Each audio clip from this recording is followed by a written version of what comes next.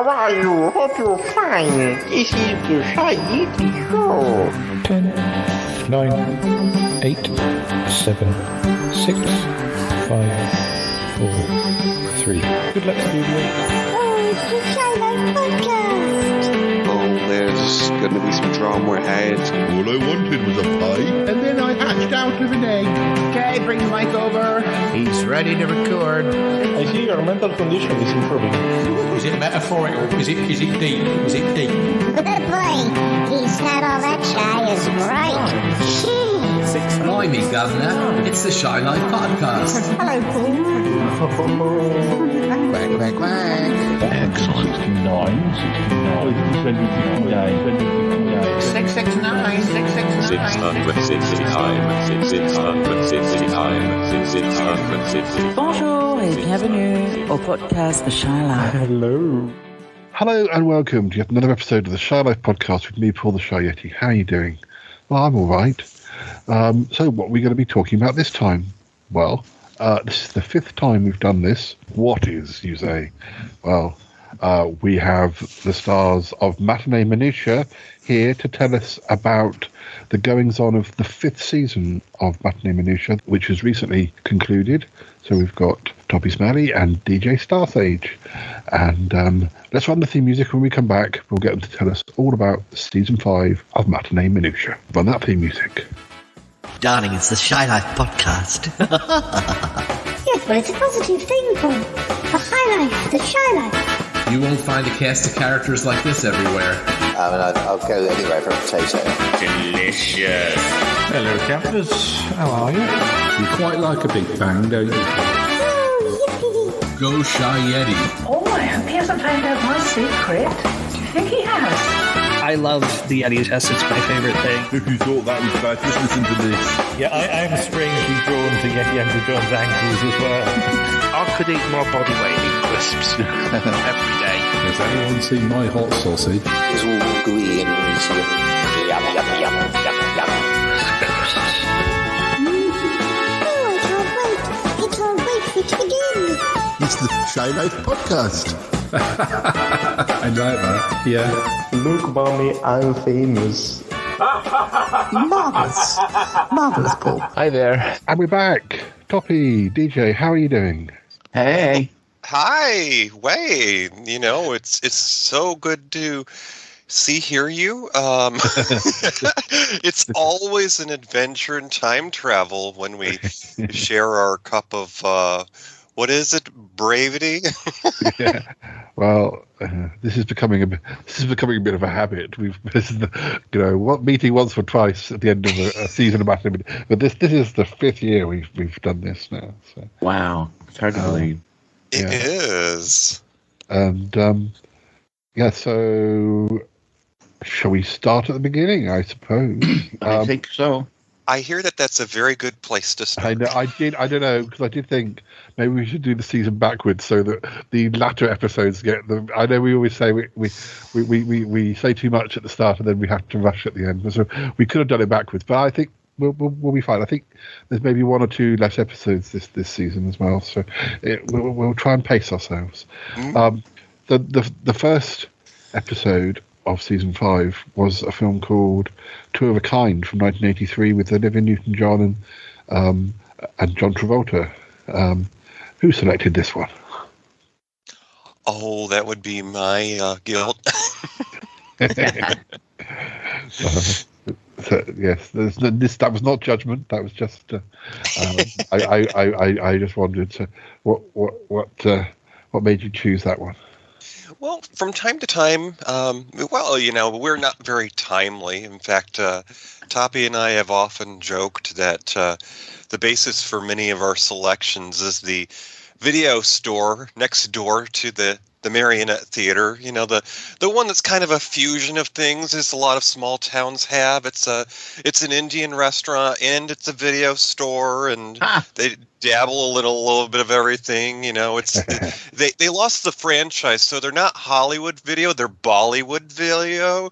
They may not be a chain anymore, but Two of a Kind is something we picked in sort of a timely fashion in that over that summer we had sadly lost Olivia Newton-John after I believe she had 2 battles with cancer. Yeah. And she is someone that my father enjoyed, as many of my picks involve. Of course, many folks will remember her from the peak of her career on screen with Grease, and this was the next collaboration she had with John Travolta a number of years later.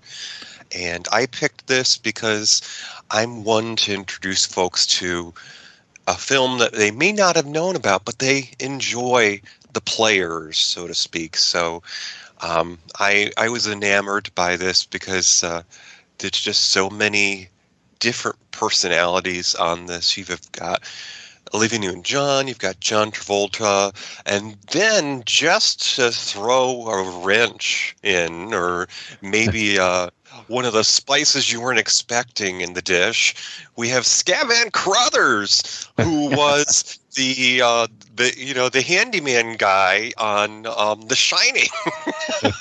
Talk about quite a different film.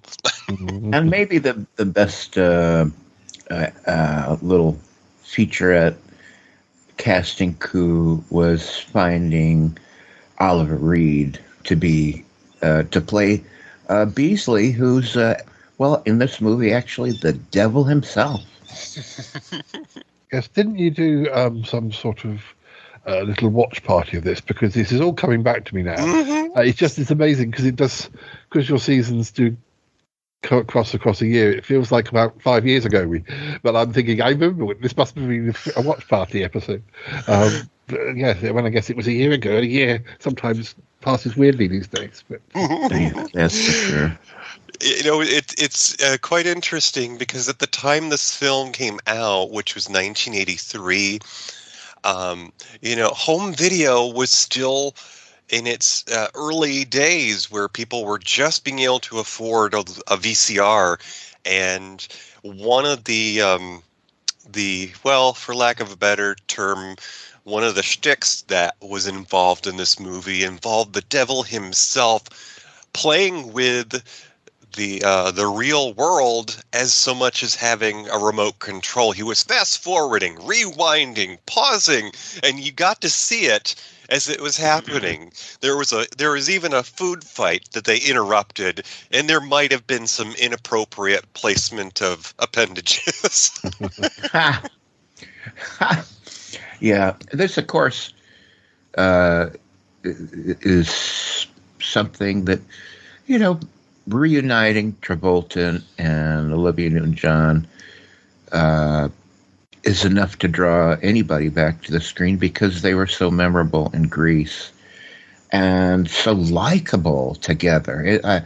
And this movie, they are together and they are likable, but far, far too few scenes with them together, and just one of those wackadoodle plots. And it's just all we really needed was Travolta and Olivia Newton-John on the screen, and it would have been a great movie. It wasn't as great as it could have been. But there was a cute kitty. That solves everything, doesn't it? Don't forget, you also had one of the characters or actors. Was it from Poltergeist, Toppie? Yeah, Beatrice Straight. Oh, she was a gem, and she had so many. I mean, because when you put so many stars into a vehicle like this, it's hard to give them fair play, I guess you'd say. And she was just one of those gems. It's like, really? That's all I get to see her? I've got to watch something else with her in it. Yeah. That's maybe. There's so many characters besides Travolta and Olivia Newton-John that that really don't find enough screen time to be worth anything. Even God is voiced by Gene Hackman. It's just his voice, but it is Gene Hackman. Anyways, there's just too much going on in this movie, and they it doesn't quite work. It reminds me of one of my. I'm always known for having weird dreams. It's kind of. It's probably why it took me a while to remember that I'd seen it as a film, and it wasn't just one of my weird dreams.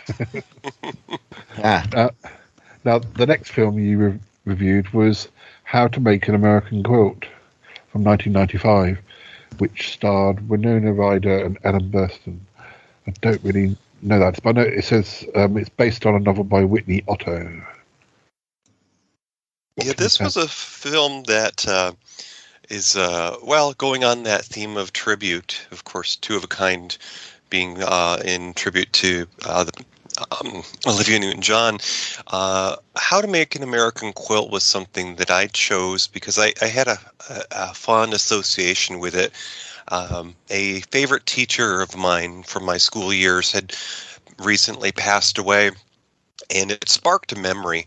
When I was in school, it was okay because I was in a small town to watch films in class. Nowadays, of course, you have the copyright police coming through, but we would often read a book and then see the film to compare and see what the process was. And How to Make an American Quilt was something that I had seen on television at that time, a couple of years after it came out.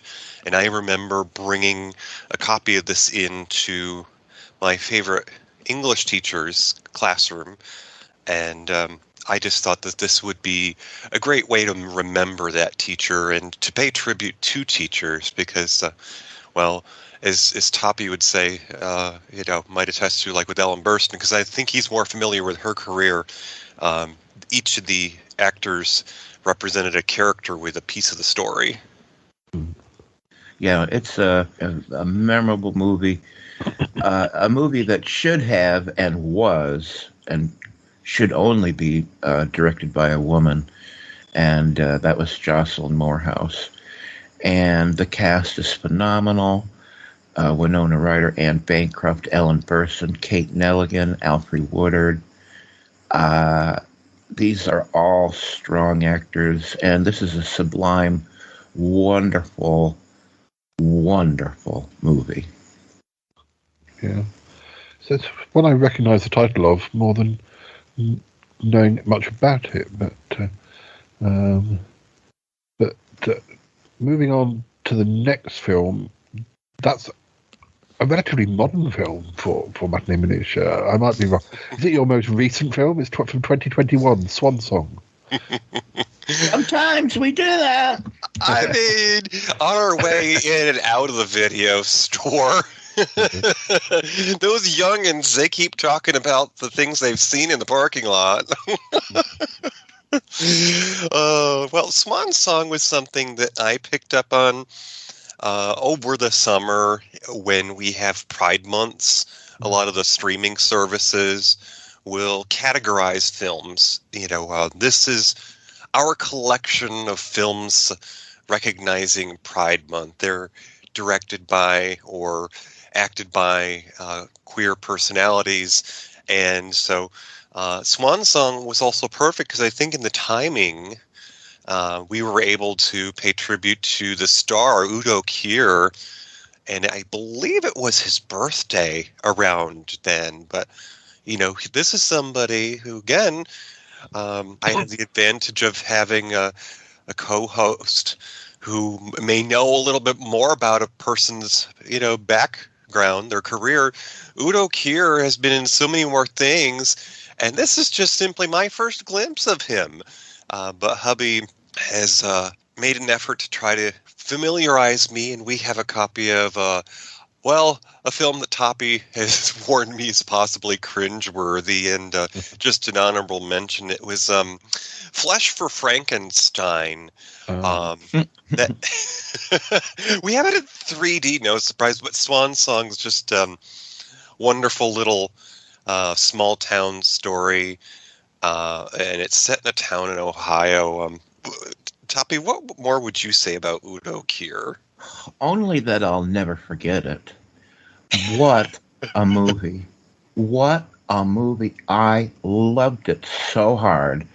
First of all, Jennifer Coolidge is in many scenes, and she delivers. Well, so does the star, with a phenomenal, I don't know, I'll just call it a lifetime achievement performance. Like, he's absolutely unforgettable. It's a man in his twilight years who is very reluctantly enlisted to return to his hometown where he was once queen of the hairdressers, because he's got to do the hair of someone who recently passed, and only he can do it. And he doesn't want to, but he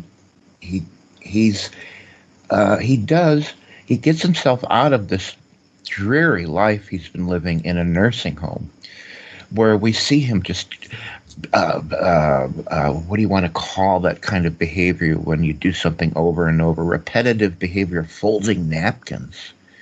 I mean, what a dreary, life he's living. And he gets this request. He answers it incredibly reluctantly, but he does it. And he pushes himself out of this nursing home back to his hometown, where he reclaims his life in a lot of ways. This is unforgettable stuff.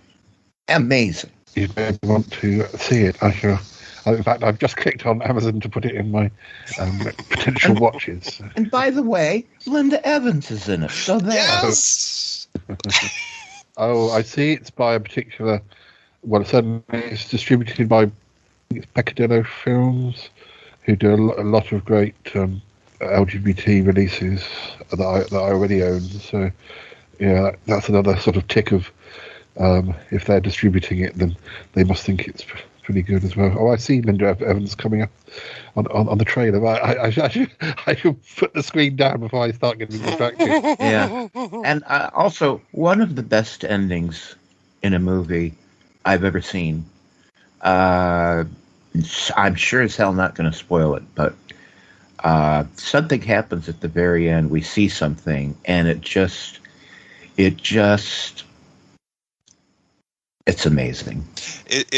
And on that note, not giving away anything, it's a very charming and heartwarming moment that's almost a passing of the torch. Yeah. So the next film that you discussed, I think I have seen this, but it's been a while. But I was quite a fan of John Irving back in the 90s and read quite a lot of his books. But often, like I do, I read far too many in one sort of year or two, and then kind of withdraw, and then don't go back again for years. The same happened with me with Stephen King for many years. But The World According to Garp is definitely one of the ones I read, and I think I managed to chase a copy down back in the 90s, which would have been harder to do than it is today. But the film stars Robin Williams and Glenn Close. Who chose that one?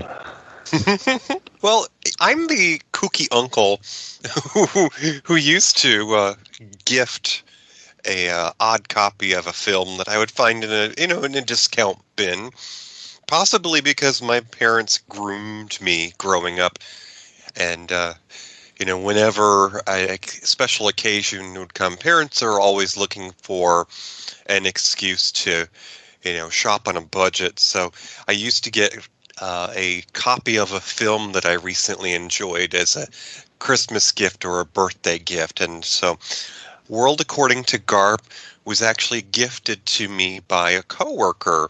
And this was one of my first experiences sort of in the 21st century remote employment realm. This is somebody that worked for the same company as me, but is out of another office, and we have yet to date to meet in person. We were coworkers for more than 5 years, and just suddenly we gift each other at Christmas time, and I got my copy of World According to Garp, and Well, it was quite interesting because at the time, as every person in a long-term relationship will tell you, you hit little bumps in the road every now and then, and it's nice to have something to reflect on. And The World According to Garp helped my husband and I laugh about life when we were going through some difficult times, because just like the characters in the movie, it's like they say, a funny thing happened on the way to the theater or the forum or whatever. You are just going about your business, living your life, and whoops, someone gets sick or someone gets in an accident. And The World According to Garp is sort of like that. You've got two people who are very much in love, and they're getting basically everything everyone is told is your goal in life. The cute little house, the little white picket fence, and your 2.5 kids, and bam, something happens that just takes the car into the ditch, and you've got to figure out how to overcome that. Yeah, it's a very complex movie. It's an emotional ride, and absolutely worth seeing. And it's very, very interesting considering this was 1982. So we're seeing 3 very early performances by these actors: Robin Williams, John Lithgow, and Glenn Close. This is really early on in their career. And by the way, Lithgow and Close were both nominated for Best Actors from this movie. So there's a lot here. And it's also very worth noting that this movie, well, and it comes from the book. Let's remember that this was a best-selling book. But the character that John Lithgow plays is a trans person. And considering it's 1982, I don't think they make one misstep that makes it cringy. I think they do a really good job. You can see this today and feel like they done this character good. I mean, it is not at all cringe-worthy. It's almost as if it could have been made today with, our current woke, sensibilities. So that's, in and of itself, the John Lithgow character is almost worth just watching it to see how they handle that. But it's it's a roller coaster, and I'm not even sure. I'm not sure I can call this a feel-good movie. It wants to be, but it's pretty heavy. It's pretty heavy. Oh, and Jessica Tandy's in it. So there. Yes, one of my favorite '80s personalities. It's funny going back to the book, and it's the same with a lot of famous authors, that their later works are really, the titles. That you hear the titles, the titles, whether it be Stephen King or it be John Irving. Their early works, their titles are really well known, but it's harder to know if you want to come and perhaps read a Stephen King book from 2020 or a John Irving book from the 21st century, that you wouldn't necessarily know which one to start, because somehow the titles don't carry the same sort of weight, because the focus on them isn't as much as a writer gets older, or probably not just writing, but World According to Garp must be one of John Irving's most famous titles. I think so. And I never read the book, and I never saw the movie until I watched it for Matinee Minutiae. And I'm sure glad I finally saw it. Good heavens, what was wrong with me?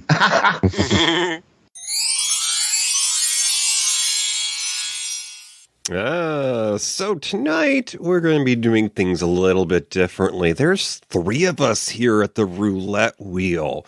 So we're going to start things off by each taking a turn and talking a little bit about tonight's film.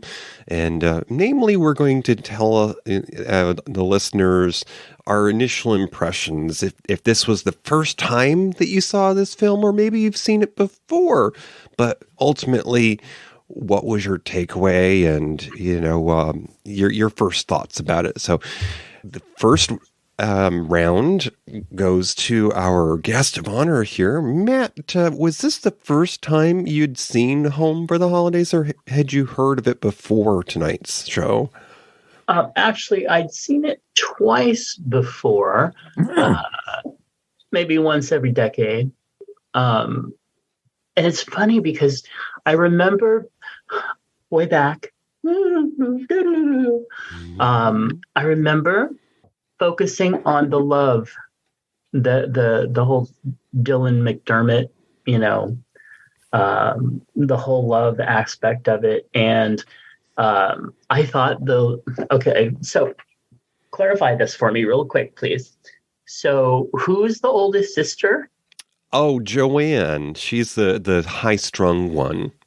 I thought, for some reason, when I was watching this, I thought Holly Hunter's character said she was the older sister. Maybe I just assumed because of their relationships with each other. That's what I thought, too, because I always assumed that, Claudia was the oldest. But I specifically remember a line where Holly said that she was the oldest. So, which threw me because the dynamics of the family, that is definitely not the oldest to youngest child dynamics, if that's the way it is. Right. So that's why, but the thing is like life gives you different perspectives. When I was younger, I focused on the love aspect of it. And I focused on that. I thought that, what's her name? The oldest, the Joanne. Was just a big, I don't want to cuss on your little show, a horrible, horrible person. Let's just say she was, I just couldn't stand her. I thought she was the biggest bee that there was. And I was just like, oh my God, how do people like this exist? Just cut her out of your life and go away and just pretend she doesn't exist. However, with life's experiences, and the things that I went through with my parents, especially in the last decade or so, watching this, I had more sympathy for her. I hated that she was homophobic and that she was mean to her little brother. But the whole thing about the parents and, I'm the one that has to take care of them while you guys go follow your dreams and all that. I kind of sympathized with her a little bit more. So that was interesting to experience this time watching it. Other than that, I thought it was a fun show. I loved it. And I will tell you something, they must have found somebody's house and just said, no, leave everything here. Oh, yes. And we'll just film around it. Otherwise, whoever put together those sets needed 10 awards because those were the most intricately done, suffocating, claustrophobic, stuff everywhere sets. They were phenomenal. So, following World According to Garp, you focused on Home for the Holidays from 1995. Now I do know that one. I almost felt like it was you guys who'd introduced me to it, but I think it might have actually been Toby because, or even another American friend of mine, because I definitely, because it's more of a Thanksgiving movie, isn't it, than a Christmas one? Although to a UK audience, you'd almost forget, and it almost feels like Christmas because, of course, the two holidays are close together. But it does. I can see why they chose Thanksgiving instead of Christmas, but it's definitely. When they say Home for the Holidays, I think we all, most of us move out of the house and we do often go home for the holidays. And as we all know, families are complicated. And this movie covers it so well. And the awkwardness and just family dynamics are what makes this movie work in an extraordinary way. And Jodie Foster directed this, and this is so good.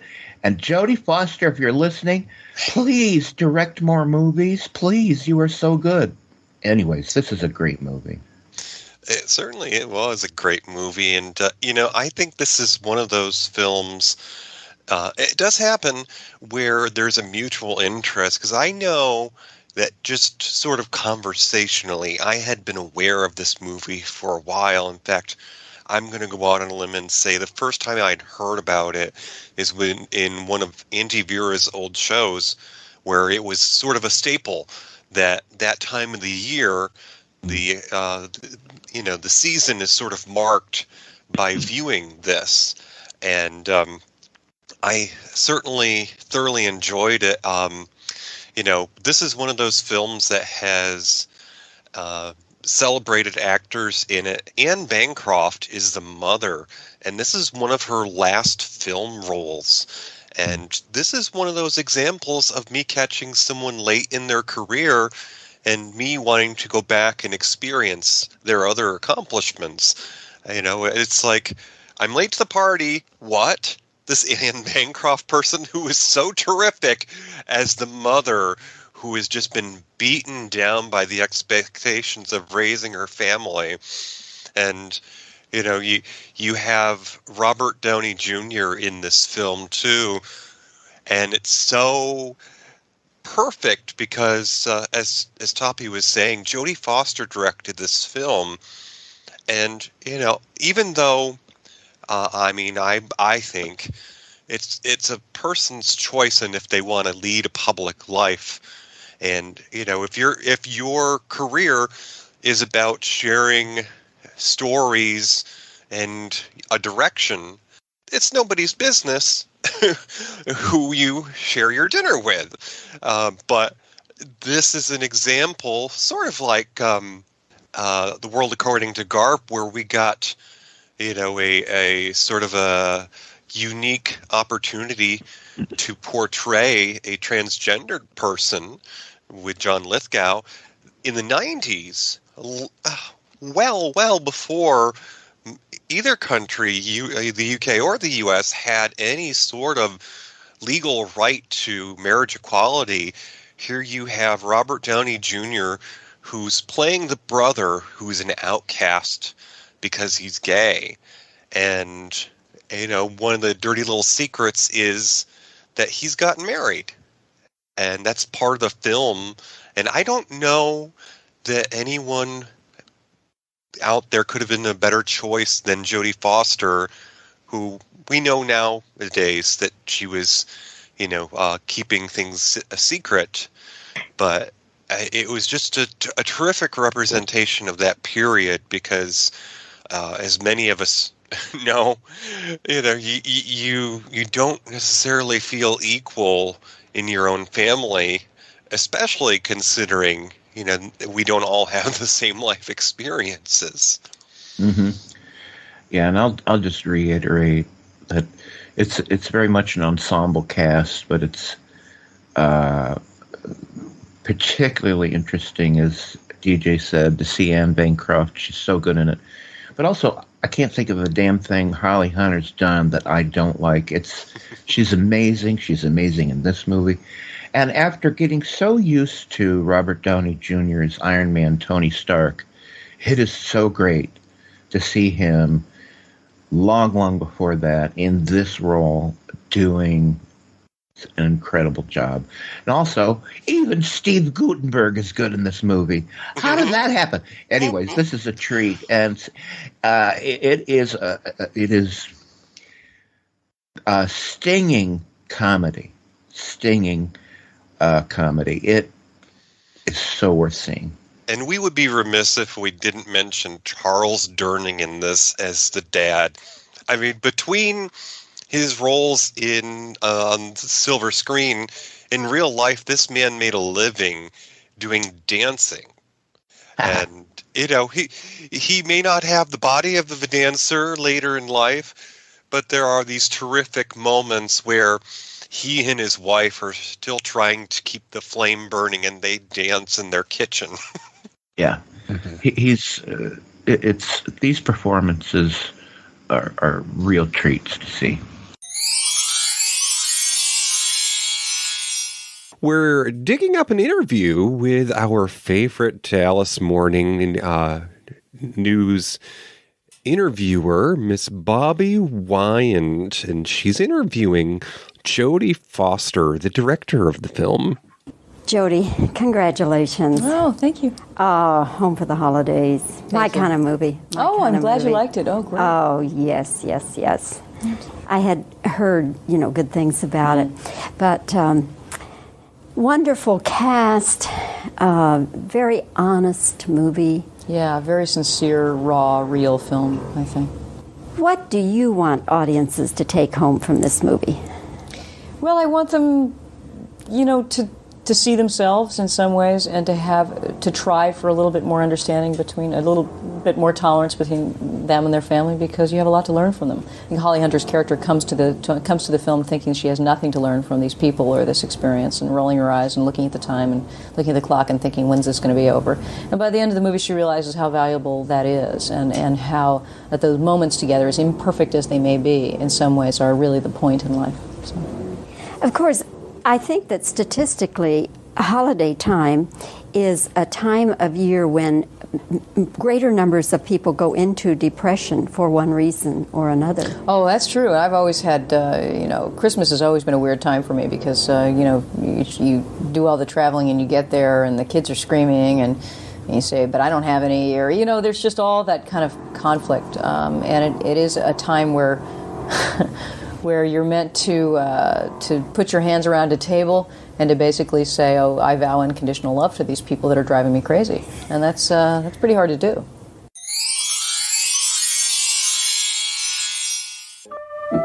Good evening, and welcome to the beautiful, historical Marionette Theater.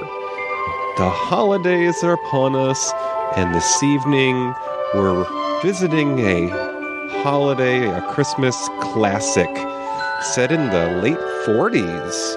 It's a comedy drama, and many folks will have seen it for the first time on late night television, don't you know? Well, please grab your seats. The show is about to begin.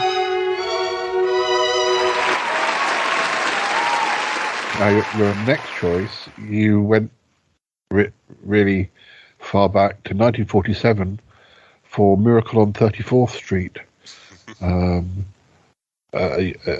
starring Maureen O'Hara and Natalie Wood. I don't think I've ever seen that. Oh, wash your mouth. Tell me more. I think I may have chosen this, didn't I? You did. Yeah, and listen, I grew up watching this on TV every year. It was often played on television in America in the 70s, and it's just like, it's a perennial classic for me, and I'm glad we did it. Maureen O'Hara, and John Payne are very likable. A young Natalie Wood plays the girl, and of course Edmund Gwenn is unforgettable as a really, really authentic, likable Santa. In fact, the conceit of the whole movie is, and you kind of never really know, is he really Santa, or is he just kind of a pleasantly goofy, crazy old man? And it pulls it off. What can I say? If you haven't seen it, I can't imagine anyone watching this movie and not loving it. One of the really fun things about this movie is that it features the famous Thanksgiving Day parade in New York City, and they actually took their cameras and their actors to New York City to actually put them in places where they're caught in the real parade. So that's not a soundstage fake parade. It's the real Macy's Thanksgiving Day parade. And it's that makes it kind of interesting, a little bit of realism there. And they're still doing Macy's Thanksgiving Day Parade. It's still a thing on TV, and it's kind of interesting seeing it way back then in 1947 or 46. So that's interesting. And, you know, there's a little bit of magical realism, magical feeling, and it's a lot of fun. Yeah, and as somebody who has, identified themselves as a retail widower, because my other half has worked in stores, and, we didn't always have days off together. Miracle on 34th Street is just a very sort of glimpse at that period in the world. That's right. Maureen O'Hara is your husband. Right? She dedicates her entire life to that store. And she's a single mother, but she's clearly not available because she works so hard in the store. That's your husband. Yes, and the terrific thing is that they actually did use a real store for this original picture back in 47. And, just a side piece of trivia, because that's what we do at Matinee Minutiae.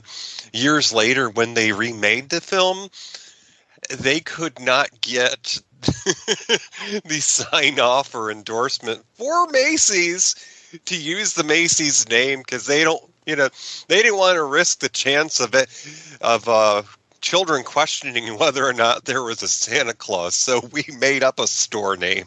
Oh, really? I didn't know that. Yeah, this was remade in 2009, so they didn't use Macy's, huh? No, they came up with a name. They called it Kohl's, but of course it's not spelled the way that the more recent Kohl's is. It was COLE'. Yeah. Now, who was Santa in the remake? What's his face? Oh, goodness. He was in the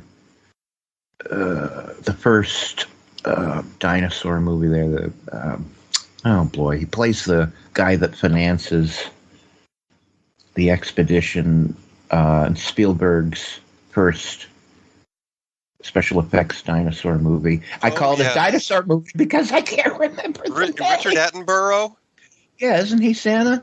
Yes, he is, as well as the little Goyle from the movie Matilda. Yeah, she's precious. Hard to choose between those two actors, Edmund Gwenn as Santa, and the Santa in the 2009. They're both pretty authentic, but I'll stick with my Edmund Gwenn from 1947. He's the best Santa. You've got The Return of Santa in your next choice. And I think this was your Christmas episode, Get Santa from 2014 with Jim Broadbent. Yes, Jim Broadbent, that dear older gentleman that I first experienced watching in the Jane Horrocks film from the 90s, Little Voice with Brenda Blythe, and I think we did that the other year. Or maybe last year. But yeah, Get Santa, that was on my radar because I think it was just this last year ago, Netflix introduced us to the more adult, young adult, Kit Connor on Heartstopper. And this film, almost 10 years ago now, 2014, had Kit Connor as a little boy. And he was in a complicated relationship with his parents because his dad wasn't in the picture. He had just come out of doing some time in the clink. And this is so fantastic because, here we have Kit Connor in the beginning of his career from not long ago. But Jim Broadbent, who, he's been in many things, including some cameos in the Harry Potter films. And you also have up-and-coming Jodie Whittaker, who has been the most recent 13th Doctor on Doctor Who. Yeah, how about that? So this was just a magical thing because I got to see Jodie in a role before she was on Doctor Who, and the character was not very different as far as her being a mom on this, and being blonde because, of course, she has not always been. You may recall, Paul, the series that Jodie was most popular for. I think it was with David Tennant, that sort of detective beach show. Yeah. Anyways, but yeah, Get Santa. Oh goodness, another Santa Claus experience. Toppie, how did you feel about Jim Broadbent? Oh, he's very likable. You can't help but like him. Yeah, I mean, it's there's really no surprises in this movie. Everything unfolds kind of pretty much the way you think. There's no twists or turns, but still, it's very likable. I enjoyed it much more than I thought I would. That Jodie Whittaker show you were talking about, well, the show that she was in was Broadchurch. Oh, yes. Actually, there's a film that, if you haven't done it, I don't think you've done it, that she's also in called Venus from 2006. That's her feature film debut. And that's sort of like older characters and she being the younger character in it. And that's a good film. That seems like a very Matinee Minutiae type of film as well. I'll have to track that down. A lot like Miracle on 34th Street, where you've got Santa. This movie doesn't quite play with the conceit because this is really Santa. I mean, he's really got magic reindeer, and it's really Santa. It's not like... So it's a little different, but it's charming, it's sweet, it's Christmassy, and a lot of people will love it for that, and it's a nice movie. And not really a spoiler, but, part of the story is a rescue because Santa's sleigh breaks down and Kit Connor, as a young boy, has to save Christmas, basically, with his recently reunited dad who just came out of the clink. And we get to see how Santa tries to cope on the other side of the wall, and it's actually comical. Okay, that is maybe okay. Santa trying to be cool and being coached to be, a man you don't mess with in prison is a killer. It is so funny. My God, it's worth seeing just for that. Just for that. It is so awesome. Now, moving into the new year, your first episode concerned the TV show Gilmore Girls, which ran from 2000 to 2007. It's a show that I know the title of, but I don't know much about. Oh, goodness. Well, Gilmore Girls has such a great cast. I mean,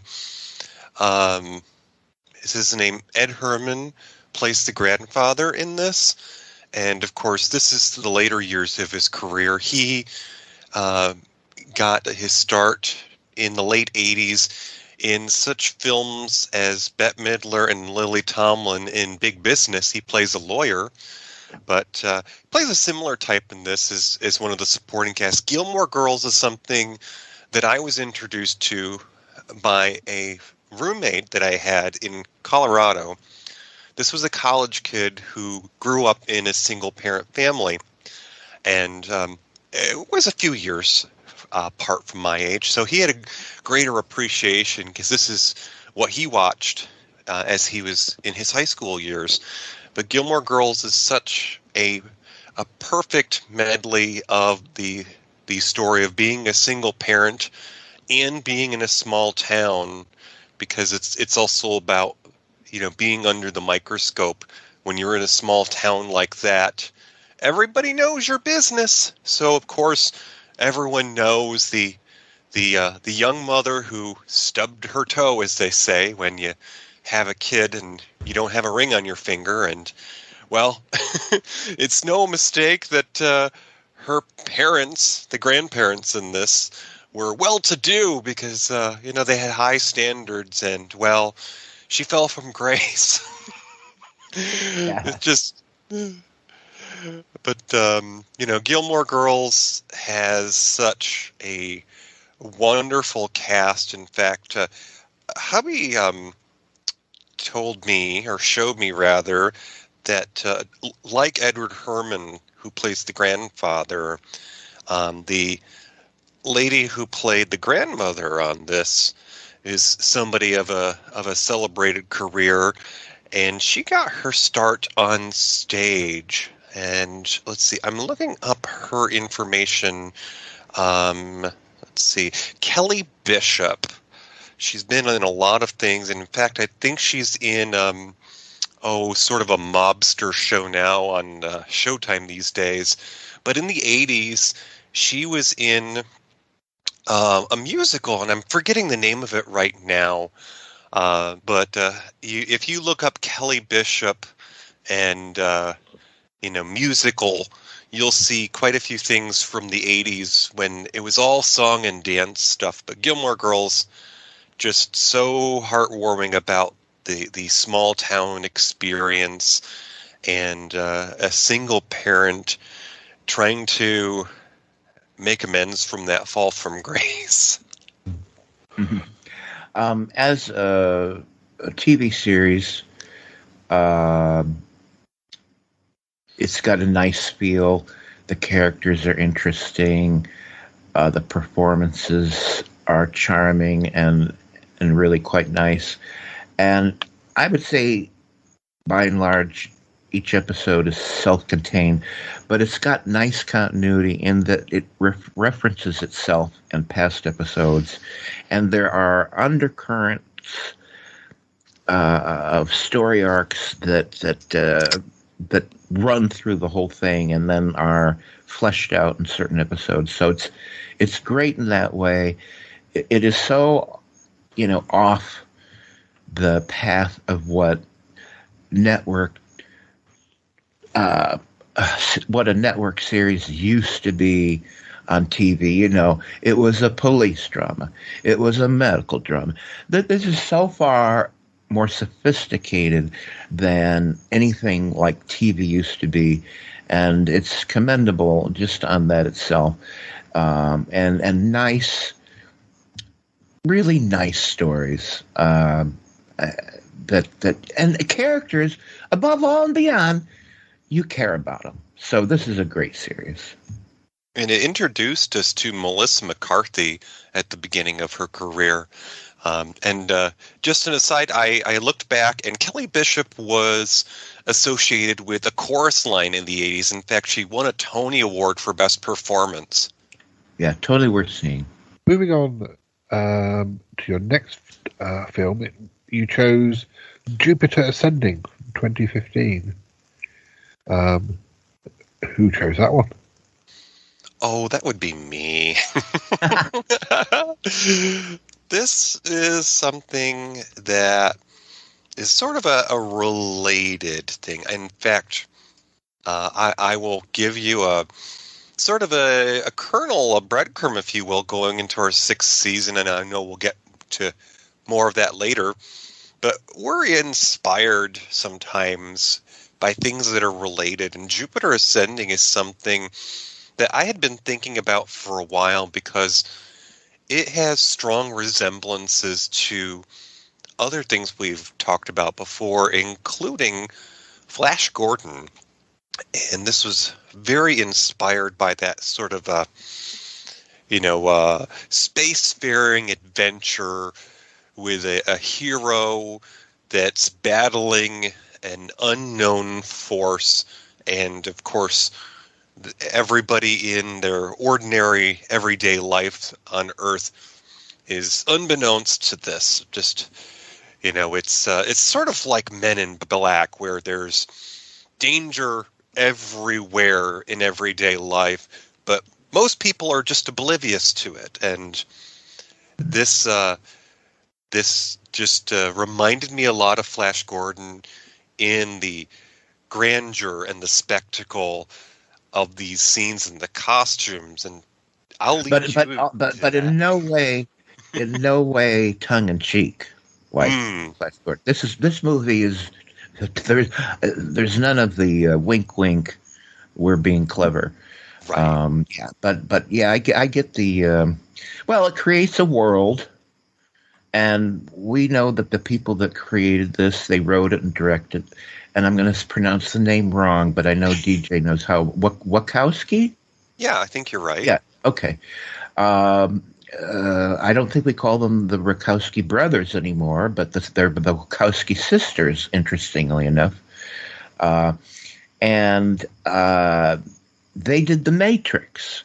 So if you remember the kind of things you saw in The Matrix that made your jaw drop, like I've never seen that before in a movie. This movie has similar things. Your jaw's going to drop. You're going to go, holy Jesus, how did they do that? That's amazing. So, and interestingly enough, yes, there's CGI in this, but they much more used practical effects, and you're not going to believe what you see. Other than that, I mean,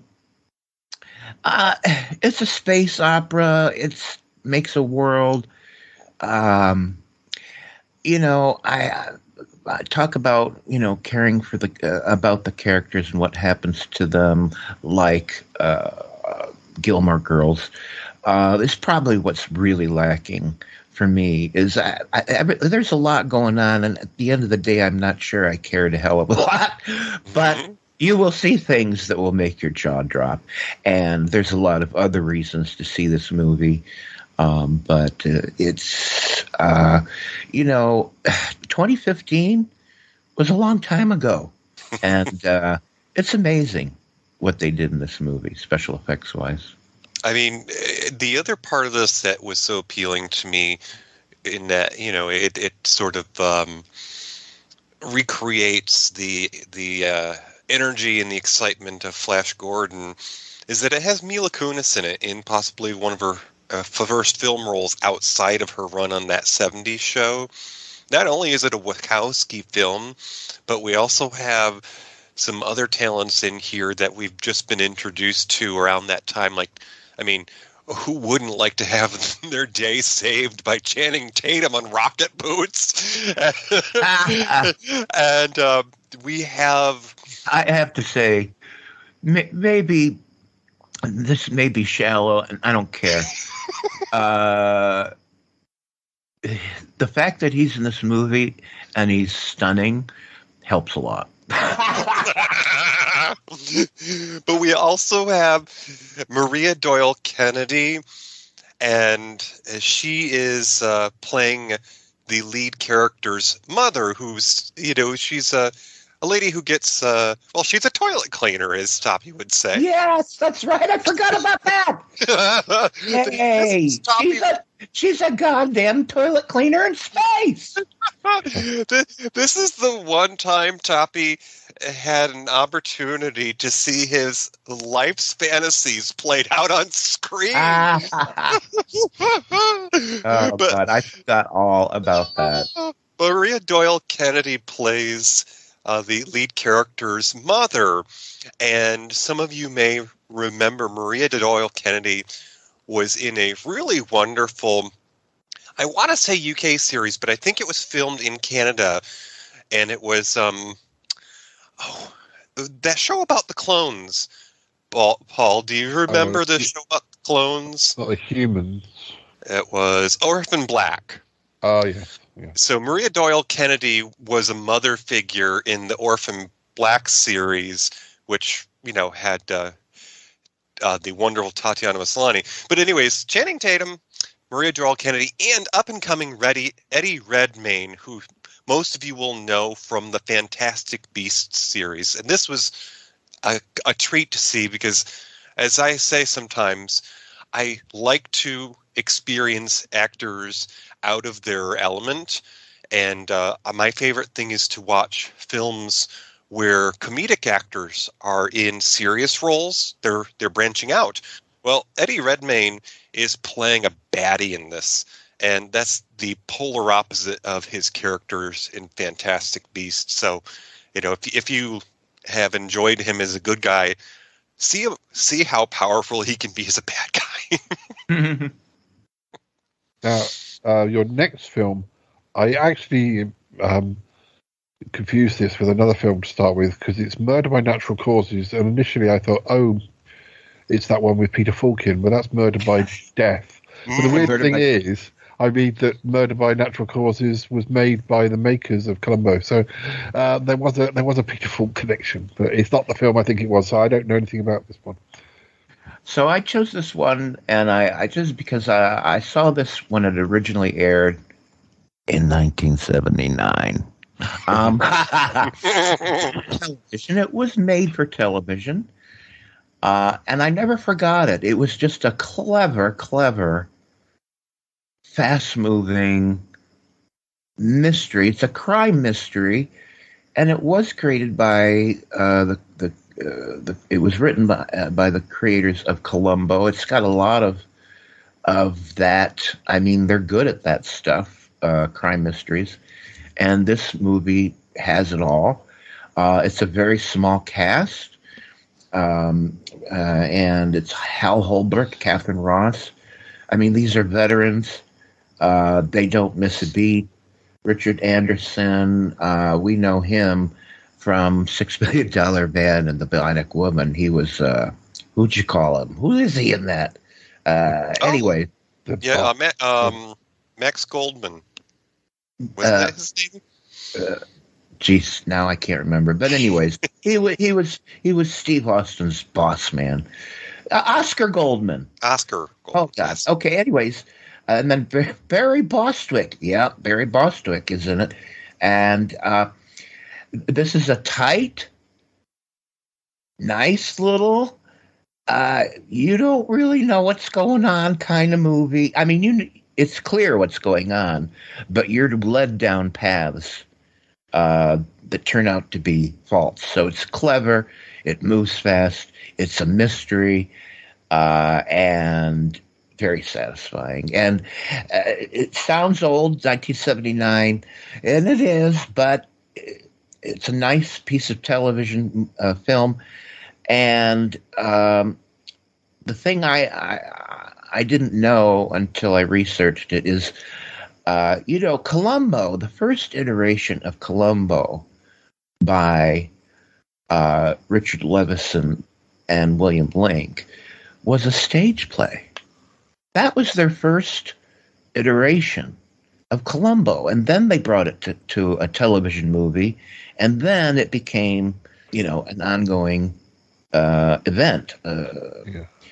But this movie feels exactly like, this was written for the stage. This is another thing they wrote for the stage and then said, let's make it into this TV show because it plays. I mean, you could see everything in this movie. I could see exactly how they would have done this on one set. And that's not a put down. I mean, ever see Arsenic and Old Lace? One set. And it's great. Anyways, come to find out, apparently it was not originally made for the stage, but the two writers, or someone later on, I'm not sure when, it was after 79, it was made into a stage play, a very successful stage play.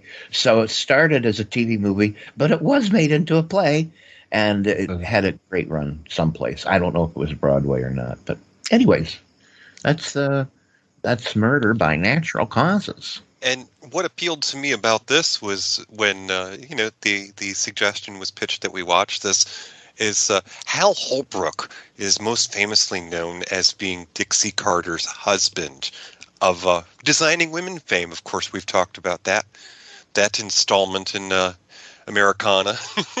But Hal Holbrook, in the earlier days of his career, and as Toppie was saying, I remember from the $6 Million Man and Bionic Woman, Richard Anderson. Then you get Barry Bostwick. But this is really one of those films that, although it takes place in a contained set, there aren't that many different settings. You have to pay attention because it's a game of spin the bottle, basically, and it's a dangerous one. Yeah. Things, it's not what you expect, and it pulls it off very well. Alrighty, so Toppie, this is a TV movie. It's sort of the sweet spot here at Matinee Minutiae, because we often talk about film, and we often talk about television, but every once in a while we get the perfect middle ground, and that would be this, Murder by Natural Causes.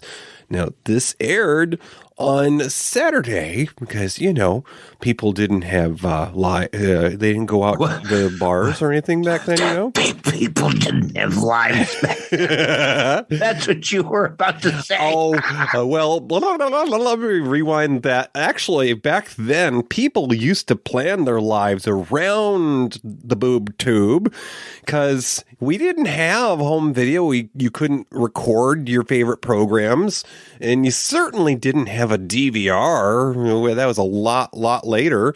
But people used to plan their time around the TV, and, it was right around then that you had the shows like All in the Family that everybody talked about on Monday at work. So this was a TV movie that aired on Saturday, and it was, it was time to be around Valentine's Day. It came out on February 17th in 1979. It aired at 9 p.m., so the kiddos should have been tucked into bed by then. And it was on CBS. And, of course, it goes without saying that that's also the home of Designing Women in the 80s. Had something to do with Hale Holbrook, possibly.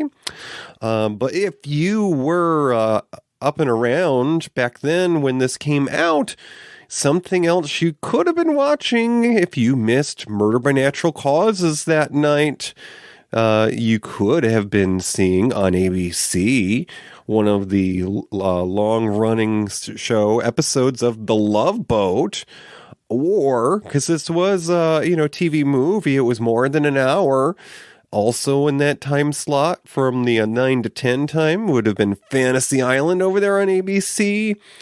And then over on NBC, because there were only 3 networks back then, folks, you could have been watching BJ and the Bear. It was a show about a truck driver whose companion was a primate. He was an ape or an orangutan. I forget which. I can't remember. Yeah, it was basically like a TV version of that Clint Eastwood movie. Oh, yes. Any Which Way But Loose with Ruth Gordon. Ruth Gordon. Everything comes back to Ruth Gordon or Star Trek. Oh, yes. That. Why wasn't Ruth Gordon ever on Star Trek?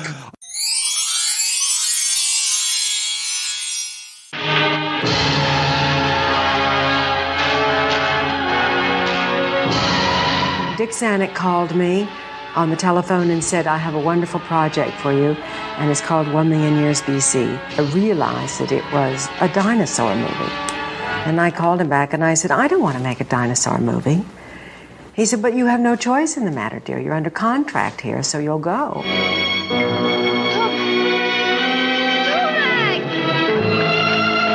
The picture I had just done previous to that, also, which was a Fox release, was Fantastic Voyage, and I thought, I'm caught in sci-fi hell. I mean, first of all, I'm swimming through the human bloodstream at microscopic size, and now I've got to fight off dinosaurs. I mean, what's wrong with this picture? I'm sure that Lana Turner never started her career like this. Thomas!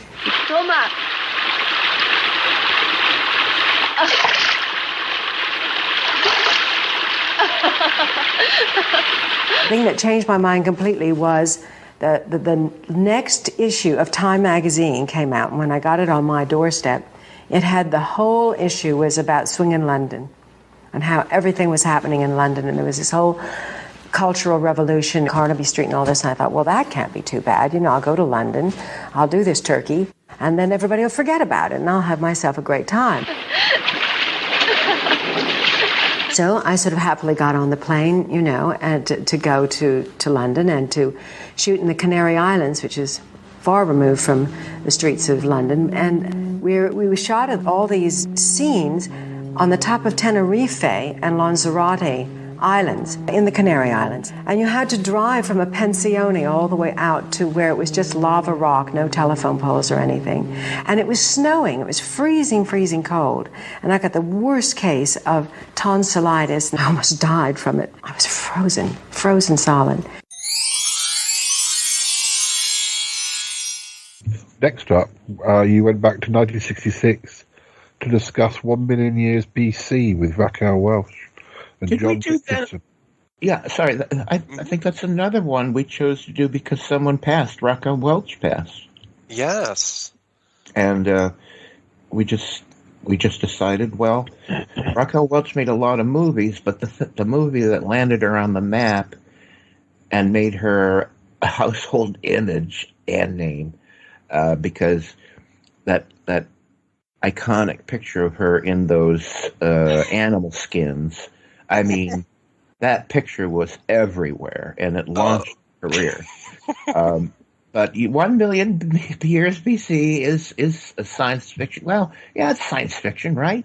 It's a vision of what life might have been like in caveman years. Now, don't ask me why humans and dinosaurs are together, but whatever. Who cares? It's fun. It's 1966. It's got is it Ray Harryhausen? Does he do the effects in this?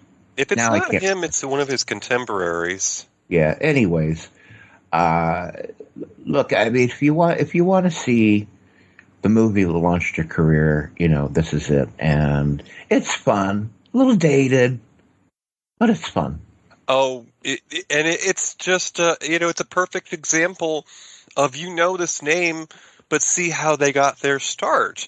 And as Toppie was saying, her Raquel Welch's character in this film was a lot of people's image of beauty for that period. And we even get to it. I think you mentioned this, Toppie, on that show, was in Shawshank Redemption when that was made into a film.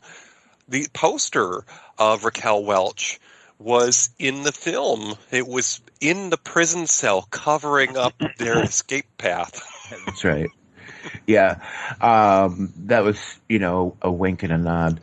But it was timely because everybody had that poster. That poster was everywhere.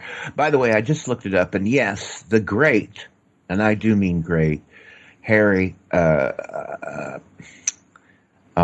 his name just Harry Harryhausen. That's not his name. Ray. Thank you. Ray Harryhausen, who did the special effects for so many movies in the 50s and 60s, and he did stop motion photography, or animation, I should say, and he was brilliant at it. This is the kind of thing that made the original King Kong move on the screen. Stop motion animation where 3D models were animated, and he just became the guy. If you needed that kind of thing, he was the man to go to, and they got him for 1 million BC. And so the creatures and whatnot that plague our poor cavemen and ladies are done by him, and it's not CGI. It's something different, and it's got its own feel. A lot of people, dismiss it, but for me, Ray Harryhausen has a place in cinema history that he's a king.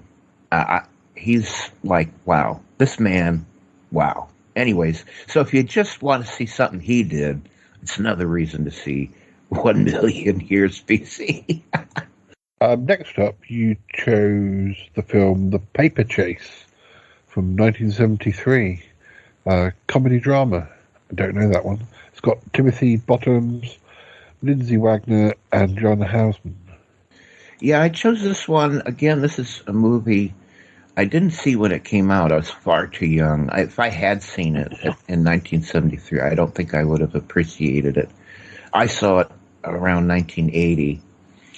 And no, it would have been before because I saw it on TV. Anyways, this is a brilliant movie to me about a student who's going to law school. One of the best law schools, the best, and it shows his first year from beginning to end, and it shows his academic life. It shows his personal life.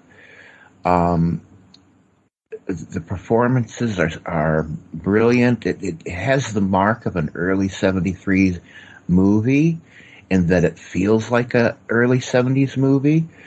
Totally different from what Hollywood used to be. These performances are natural. The filming is on location. There's nothing stagey about it. And you've got great performances, a great story. Lindsay Wagner, of course, the Bionic Woman, she was famous for that, but you see her here in this movie, and you can see, damn lady, you were good. You were good, and you should have been in more movies. But glad you got the Bionic Woman. It set you up for life. Mm-hmm. But she's great. Timothy Bottoms, such a natural performance in this movie. My God.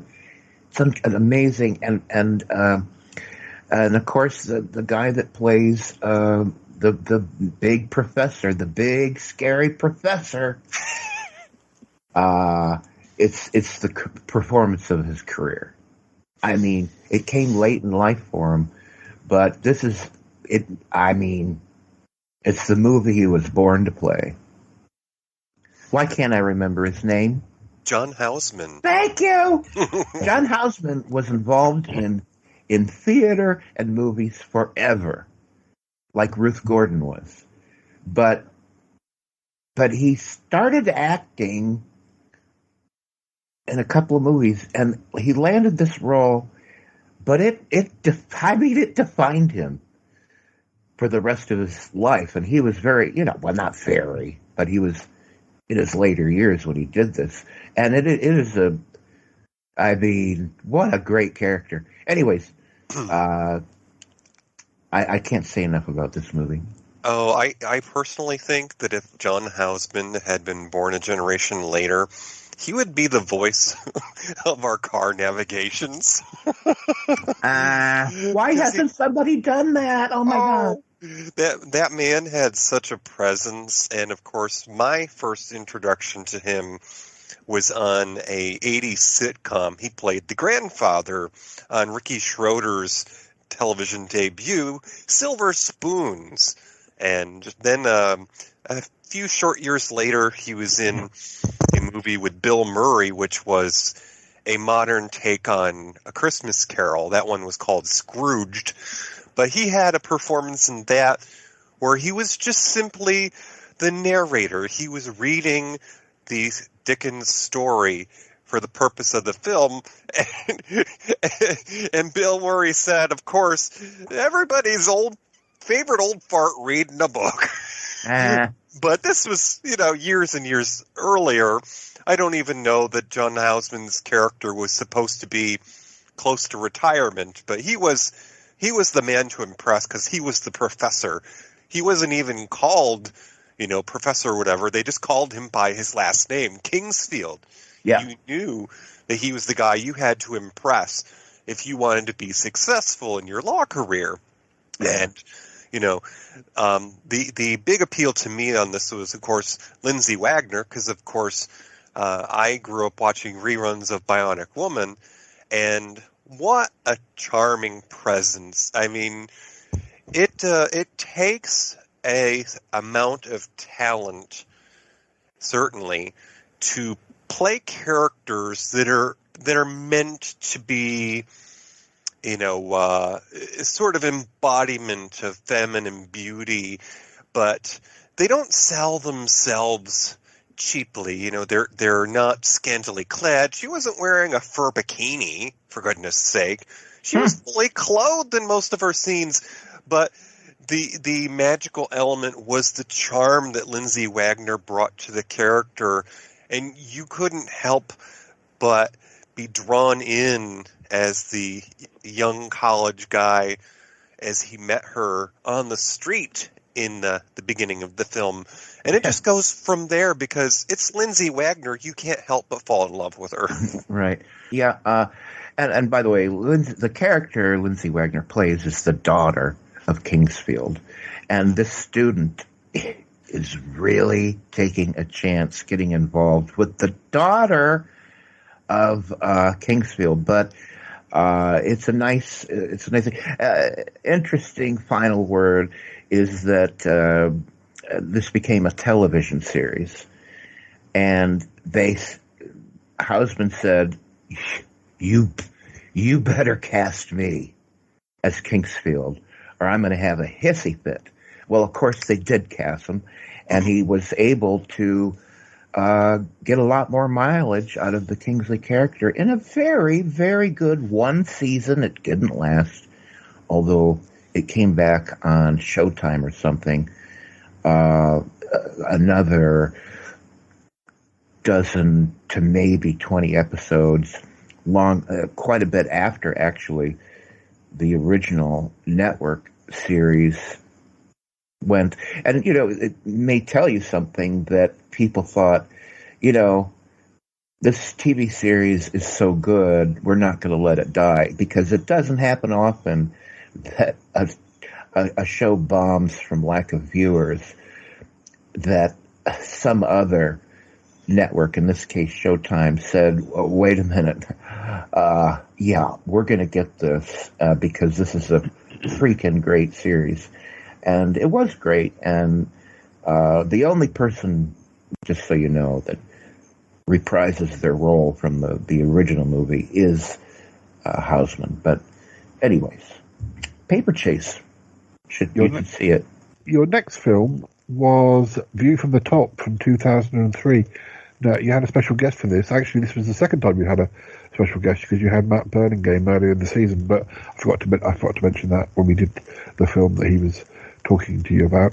But you had Amanda Martini for View from the Top, a film with Gwyneth Paltrow and Candice Bergen. Oh, yes, goodness. This was a film, I might have been aware of it before I chose to watch it, but it's one of those things where I saw a gently used copy at a charity shop and decided, what the heck? This isn't a big blockbuster film. I don't need to worry about husband poo-pooing it, because that's one of our problems with being collectors, Paul, is that, I will just simply want to see a film that maybe not on streaming, but then I get told, we already have that, and I want a Blu-ray copy or a 3D copy. I'm like, okay, whatever. But View from the Top, oh my goodness. Gwyneth Paltrow, okay, maybe she's, not an Oscar performer, but Candice Bergen in this film just steals the show because she is a sort of a role model, and her character has written a book about her career as a flight attendant. And so, of course, we asked our dear friend Amanda Martini to drop in because, there's a period of romance involved with the heyday of being a flight attendant. We knew that Amanda would be right on top of the costuming from this movie. And the costumes are absolutely great. The hair on these women is great. And Demand, of course, set us straight on all that. So it was a lot of fun. I wasn't expecting a lot, but I enjoyed it a lot. It's got a nice early performance by Mark Ruffalo, if you like that kind of thing, and I do. But it's also, there's a fun turn by Mike Myers. There's a fun turn by Rob Lowe. But it's mostly Gwyneth Paltrow's movie and Candice Bergen. Christina Applegate's in it, too. There's another weird moment of violence in this movie. I think it wanted to be slapstick, but it was brutal. I mean, it was brutal. It pulled no punches. And I thought, this seems so out of place. It's the only thing I'll say, like maybe a misstep, because it was freaking brutal. Although, here I'm going to contradict myself. The thing that made me laugh out loud the most, and maybe this is why they did it. This movie's been around since 2003, so I'm going to spoil it. There's a moment when Gwyneth Paltrow's face is being smashed into the floor over and over. And it's brutal. And then what happens? She does something like, she does something that made me laugh so hard. What the hell did she do? Oh, goodness. I can't remember the exact thing. She's got a line or something, or she's got an expression, and it just cracked me the hell up. But anyways, okay, that's enough of that. But there was bread involved, is all you need to know. Oh, wait a minute. That's what saved her. Yeah. She didn't know the loaf of bread was cushioning the blow. That's how she was saved. That was it. She was being smashed into a loaf of bread. Oh, God. See, I can't. Oh, my God. Anyways. But this is such a treat because, as Toppie said, Mark Ruffalo is in it well before he was associated with playing the Hulk, or at least Bruce Banner. And you have other treats in this, too. As we said, Candice Bergen's in this. Rob Lowe is in this. Christina Applegate and Kelly Preston, who, of course, the world lost this past year, I believe, is John Travolta's wife. And Mike Myers is the instructor at the flight attendant school. Okay.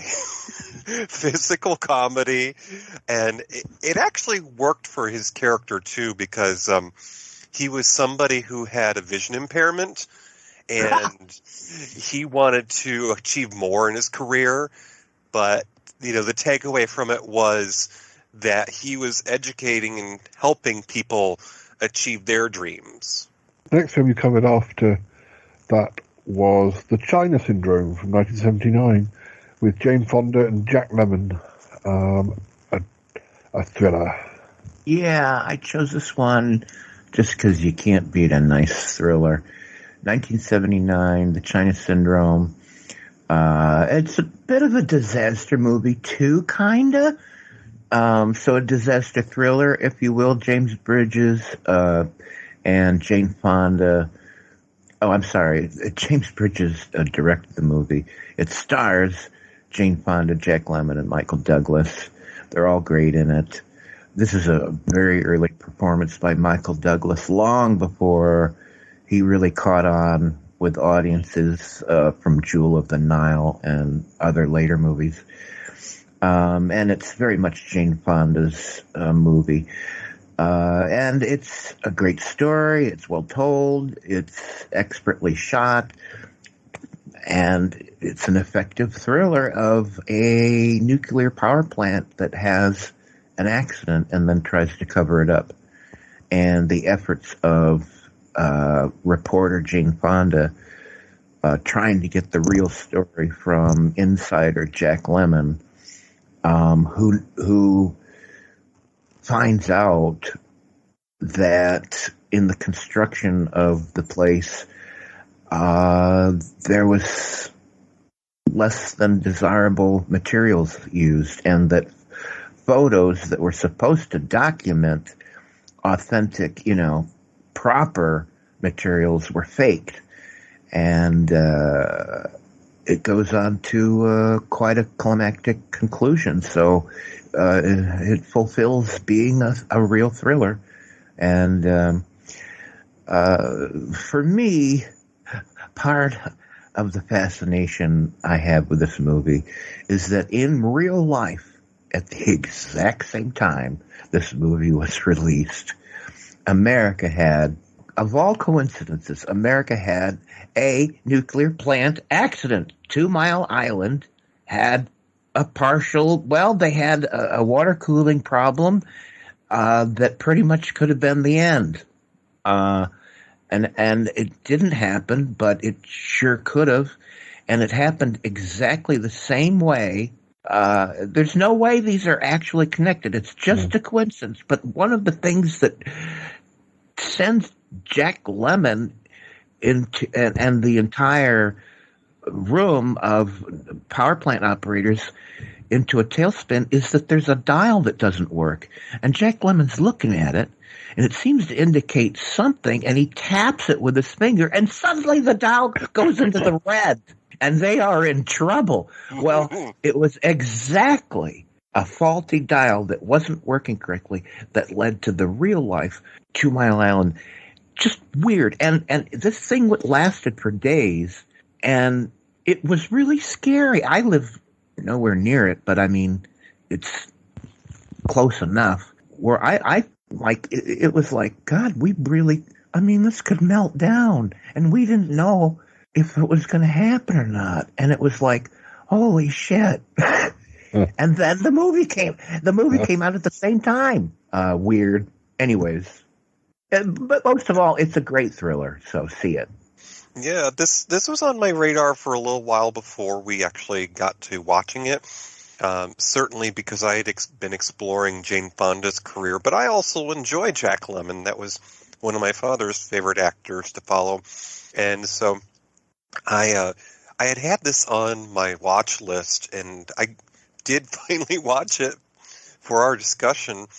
But you know, some of the fun that we have doing Matinee Minutiae is when we do our research on the actors and the producers and whatnot. And I uncovered a gem of an interview with Jane Fonda. And in this case, it was by a Dallas personality that we talk about from time to time.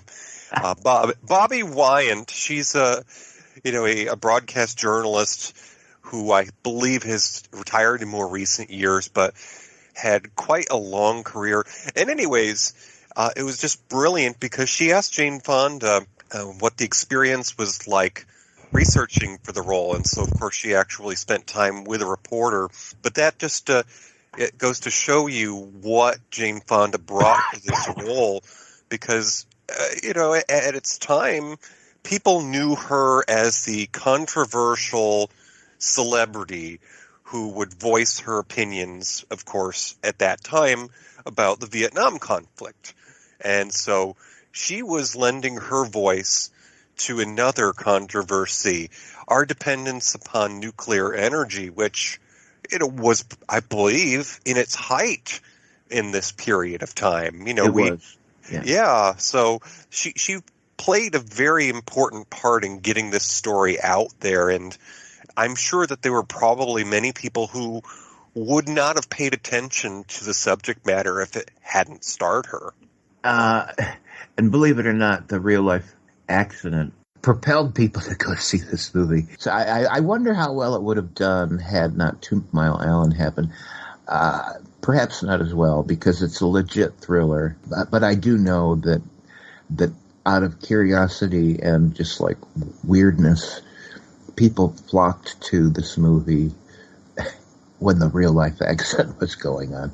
But yeah, Jane Fonda certainly was the activist, and it must have certainly been part of, aside from a nice juicy film role, she probably had in mind, that this was another call for activism. She also had a pet turtle. Sorry. Yeah, she has a pet turtle. She's so busy that she, as a pet, she couldn't even keep goldfish alive. So what does she have for a pet?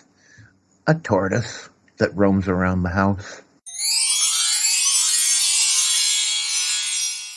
Jane, there's another facet to the picture, the China syndrome, and that is you are a woman broadcast journalist. Okay. How do you do? Yes, how do you do? What did you think of that part of it? All right, Jane, I was very proud of certain things that you that I felt were really Jane Fonda getting into the role of a woman broadcast journalist. Did you do some homework? Did you get around with some women and talk with them and maybe, go out with them? Sure. Heidi Schulman, Robin Groth, Christine Lund, Kelly Lang, Jackie King, a lot of the women in the LA market that I knew or had the privilege of coming to know during the course of my research showed me how you do a shot from a live minicam, how the whole minicam technology works, how do you put a story together on your feet. I went out with Robin Groth to cover Betty Ford at some event in Los Angeles. Betty Ford never showed up, so she had to go and invent a story, and watched how all of that gets done. And my respect for your work, for what you have to do and how hard it is, grew tremendously. It also helped me to be on the other end of the microphone, because I can sympathize with where you're coming from more. Jane, do you think that the kind of person that you are, and especially because you do have opinions on things, do you think that you could be a successful broadcast journalist? And I mean not doing very special things as a personality in journalism, but just doing the workaday type things. I would find it very hard. To be objective. Yeah, I would find it very hard. I mean, just for example, right? When Betty Ford was coming to Los Angeles, it was shortly after she had been in Iran spending New Year's with the Shah of Iran, the former Shah of Iran. And the woman who was going to interview her was going over the questions that she wanted to ask her about why, for example, Betty Ford had, not Betty, Roz Carter, I'm sorry, Roz Carter had said something about the fact that women were not allowed to be present during a business meeting. And I said to the reporter, I think you should ask, what the hell were you doing there in the first place? Why should the President of the United States and his wife be spending any time at all with someone like the Shah of Iran? Well, I would have been fired immediately. Out. But, I would have had a hard time pretending like it's all right for anyone that represents our country to be with a man like the Shah of Iran. That's why I'm not a journalist, but I like it. I enjoyed it. I think that it's interesting work. It's stimulating. It requires a lot of intelligence that you're not always allowed to show, but that you have to be good at it.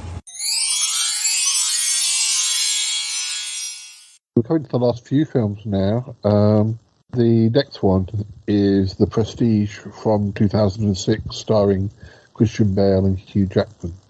It's a drama mystery. Yeah, I don't remember who chose this. I think that was your idea because of the element of illusion, if you will, in it. Yeah, I'm a huge fan of stage magic, and this is a period piece. It takes place back in the day that Nikola Tesla was alive, and we know him because he was an inventor, and he was very curious about electricity, and he did a lot of weird things with electricity that were groundbreaking, brilliant, et cetera, et cetera. We're talking about a real guy in history. And he's played by David Bowie, of all people. And this is a psychological thriller, a legit thriller. This is great. We're not going to spoil nothing because you can't spoil this movie. I mean, it is so dependent on the point in the movie where you really find out what's going on. And it blows your mind. It blows your mind. Well, it's Christopher Nolan. He directed it. Christopher Nolan is known for blowing people's minds in his movies. Well, the one that's out there right now, the guy that invented the bomb. What's that called? Oppenheimer. Oppenheimer, yeah. So this is way earlier than that, but he comes at it with all that, he doesn't do anything soft. I mean, Christopher Nolan, when he wants to blow your mind, he's going to blow your mind. And he does it in this movie. And, this, I'm sure if somebody is a critic of period films, they could probably point out some inaccuracies here and there. Who can't if you obsess? But to me, it was a beautifully done film because you could imagine yourself in that time. Yeah. You know, the colorings in the clothes that were worn and the surroundings just looked like, you know, a bubble of that time. And it doesn't help. It doesn't hurt that we had some pretty faces involved, but I think what stole the show for me was David Bowie as Tesla. He only had a few moments on screen, but he certainly stole the show. And as we learned through researching this, Christopher Nolan approached David Bowie about doing the part, and he told him he was the only person who could play this. And David Bowie almost passed it up. So, by the way, the plot of The Prestige is two magicians in Victorian London who are in a feud and trying to outdo one another, and they resort to some really dirty tricks because they both want to be the guy, you know, the man with the prestige, and it's not pretty, but great performances all around. Christian Bale, Hugh Jackman, Michael Caine, Scarlett Johansson, and of course David Bowie. So I don't know. It grossed. I mean, it was a success, and people seem to like it. And I'm sure if you give The Prestige a try, it's very different, but it's a great psychological thriller. Tonight's show is not about the Jetsons, although there is a bit of technology involved. And so we're going to briefly hop across the pond because it's a special anniversary coming up this fall. It is the 60th anniversary of a British sci-fi phenomenon known as Doctor Who. And so joining us today are returning guest and friend of the show, the Shy Yeti, Paul of the Shy Life podcast. Hello, I'm back. Hey, I'm glad that we were able to synchronize our watches and, you know, make sure that we didn't come at the same time as the tea tray. Yeah. And this is a first on this show because you and Hubby Billy are actually virtually at the same table. Yeah. It's good. Yes, we've impart our Doctor Who knowledge. Yes, I am going to be competing to get a word in today because I was introduced to this phenomenon by my husband. So I am not the authority, which is why we've brought the two of you in. So I actually had to force him to watch a few episodes. Dear. And we'll get into the ins and outs of how I came to traipse into that realm shortly. But for now, I do believe that our senior showgirl is lurking about. Gertie, are you around? Yeah, I got morning voice. Not that it's morning. Oh. Oh, my God. Oh, boy, you don't know the sacrifices I make to be here. Anyways, hi, Paul. Hello. Hi, Gertie. You're so cute. Oh, yeah. She's all dialed up and wearing her TARDIS blue dress. And if I'm not mistaken, that perfume, is that Lemon Pledge? Yeah. How did you? Boy, it's like you can smell me. Well, it is the morning after. So, Madame, if you could get down to the stage, we're going to do this live. We have an introduction to tonight's discussion. All righty, I'm on my way. Oh, there she goes. Woo! Keep it on! The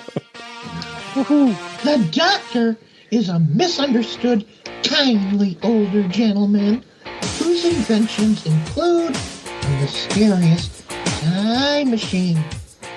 While out on his rounds, a policeman mistakes the masquerading police box invention and the group finds themselves thrust more than a century in the future when menacing Gallic aliens have invaded.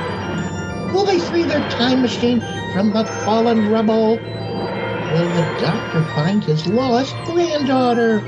Grab your wellies and a tarp. It's time for Gallic Invasion of Earth 2150 AD. Take it away, fellas.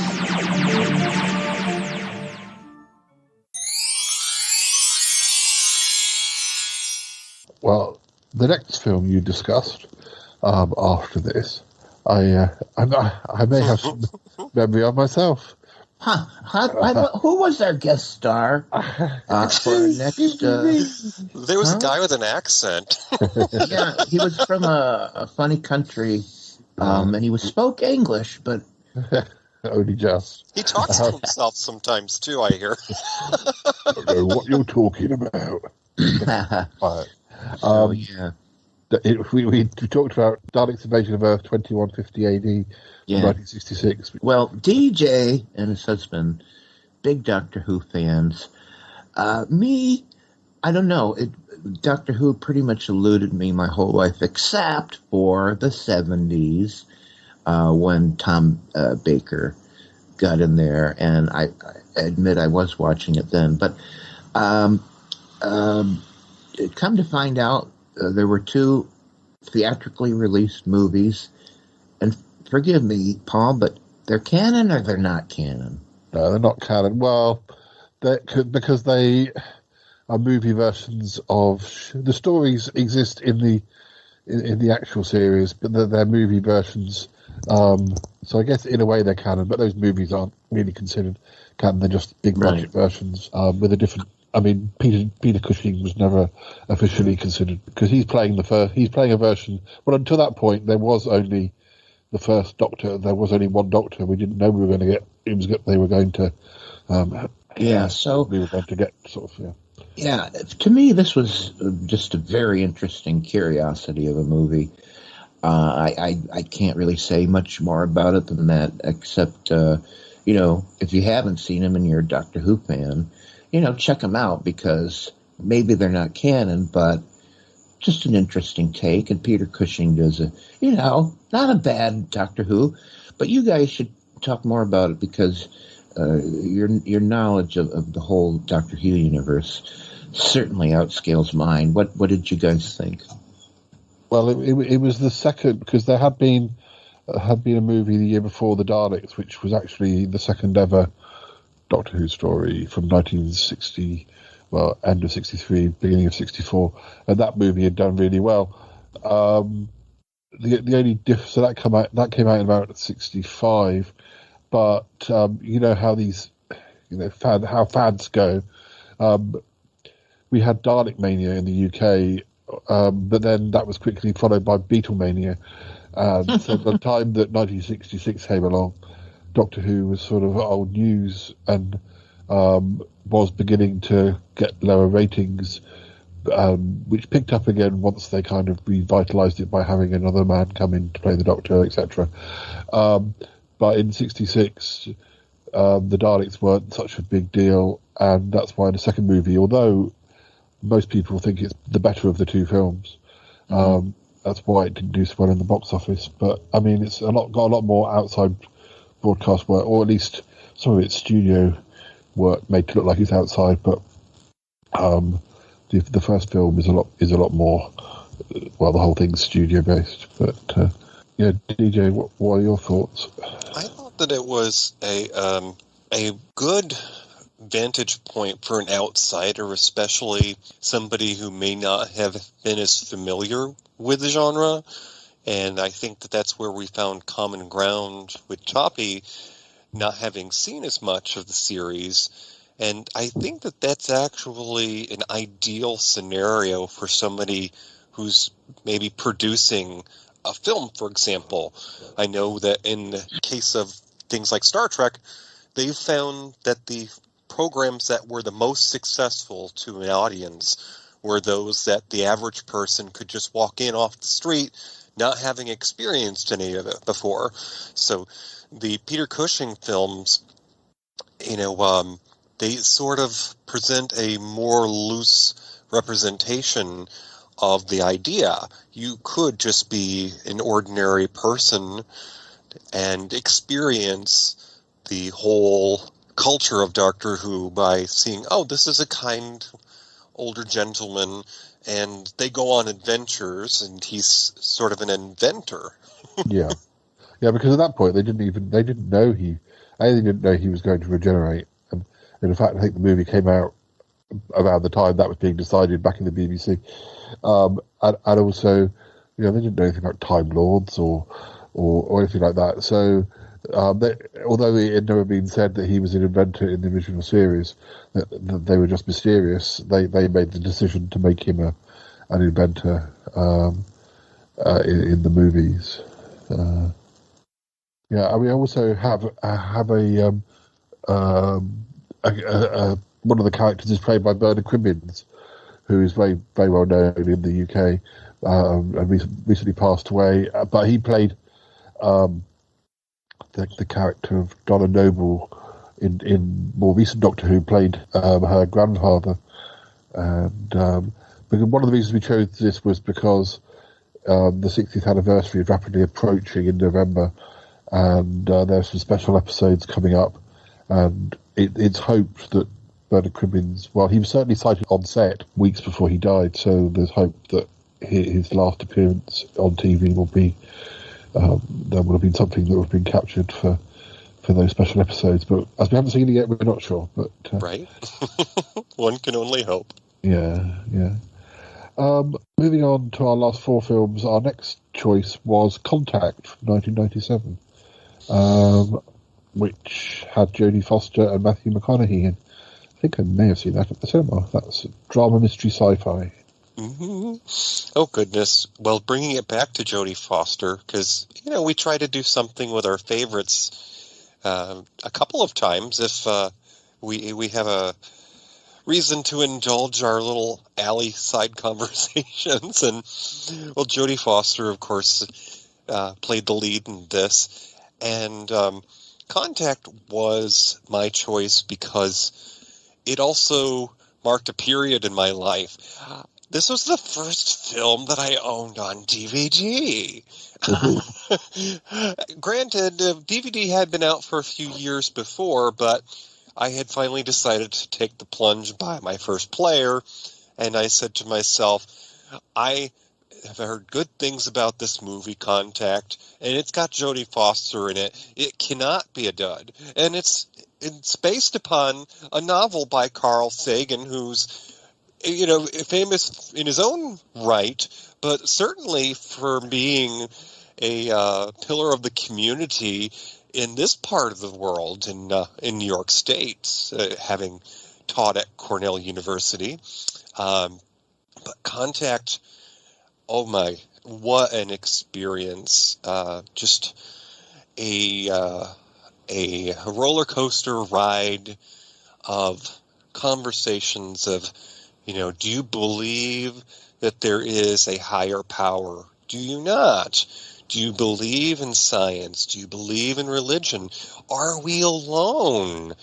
And it's so beautifully wrapped up in the very human side of things with Jodie Foster's character, Ellie, who loses her parents at a young age. She is raised by her dad for a period, and then she loses him before she's not quite an adult. So this follows that story of her inspirations and aspirations. And Toppie, I think you said it so beautifully talking about Carl Sagan. Do you want to pick it up from there? Well, the science of this movie is informed by Carl Sagan, who was a brilliant astrophysicist and a legend in my hometown. And the adaptation in this movie, I mean, you really feel like this could happen. This is how it would happen. It starts out, that initial Jodie Foster is playing a character who has a grant, and they have a limited time to turn a very powerful radio telescopes, whatever they are, to space, and they're listening. They're listening for some kind of sign that there's something out there, and it happens. And they get the sign, and the excitement. You're right there, watching it happen, and you just, you are just. DJ's word was correct. It's an experience. This movie is an experience, and it has all, the special effects to bolster it. Everything seems real, and it's an experience, and it is a roller coaster ride. And it makes for a good movie. I mean, the conflict, the mystery, the performances, and for me, the ultimate scene at the end. It's a courtroom scene, and it's where this woman of science, and of course, informed by Carl Sagan, who suddenly has to admit that having faith in science and faith in God may not be all that different. And, of course, Matthew McConaughey plays the character whose life is about God and religion. And he has a relationship with Jodie Foster, who's science. And the bringing together of this is the core of the movie. It's so well done. And Jodie Foster's performance in that courtroom scene is astounding. And I don't know. It just says it all. And these are still things we don't know about. And no matter what you say, Carl Sagan's right. Science is an act of faith just as much as God. And what a movie. And the show is stolen not only by Jodie Foster, but very brilliantly by John Hurt, who plays a very influential role. He's the deep pockets that make a lot of things possible. And, part of the backstory of his character was that John Hurt was told when he was researching his role that Mr. Haddon, S.R. Haddon, which is his character's name, is basically what you would get if Bill Gates went off the deep end. And it was just so brilliantly played on screen in this film, because at a moment where Jodie Foster's character feels that she's lost everything, this man who has sort of become a father figure in the sense that he's supporting her, says to her, basically, you haven't lost it all. Let's show you what's behind curtain number 3. This is the way space, what do I want to say, inventions or improvements in space is happening. It's these millionaires. It's not NASA anymore. We stopped funding NASA. So who's getting it done now? Kabillionaires. And, whatever you want to say about these people, they've advanced.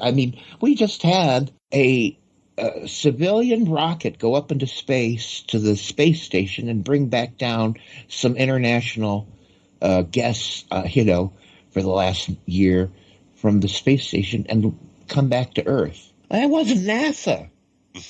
Anyways, so it's like that was prescient by Sagan. He knew it was going to be up to the kabillionaires. It wasn't going to be the government anymore. Anyways, it's amazing. Next up, you have another sci-fi film, Millennium from 1989. Yes, and we couldn't get to a different kind of movie from Contact. Oh, Lordy. Start us off, DJ. Oh, goodness. Well, you have the sort of hope for utopia with Contact, because Jodie Foster's character gets her own answers to Are We Alone? And then you get Millennium, which doesn't try to answer that question, but it does tell us that, if humanity doesn't take better care of ourselves in our world, we're going to get what we deserve. And so we have this story where, the plane crash experience that unfortunately seemed more common in, years before recent, because we didn't have the technology to analyze the faults in these planes and to prevent the, design mistakes and such. But we have this storyline where somebody who is an air traffic controller basically is paying attention to details. There are these accidents that are happening, these tragedies where people are losing their lives. But on the flip side of that, there's a distant future, and they've decided the best way to replace our casualties, because in that distant future it's bleak, people are dying, we've poisoned the earth, is to pluck people from places they'll never be missed. If you've got a plane crash, everyone's assumed dead. So that's the last place someone's going to be missing, is where they're already expected to be dead. Chris Christopherson, Cheryl Ladd had the cast. Daniel J. Tavanti's in there as well. In a lot of ways, this movie tries to be very clever. Whether it succeeds or not, I'm not sure.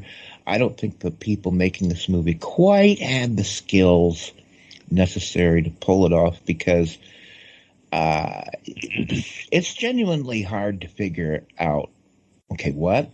There's a lot of what happened? What? And may even require, for a movie that should be, it's like not rocket science, like Contact.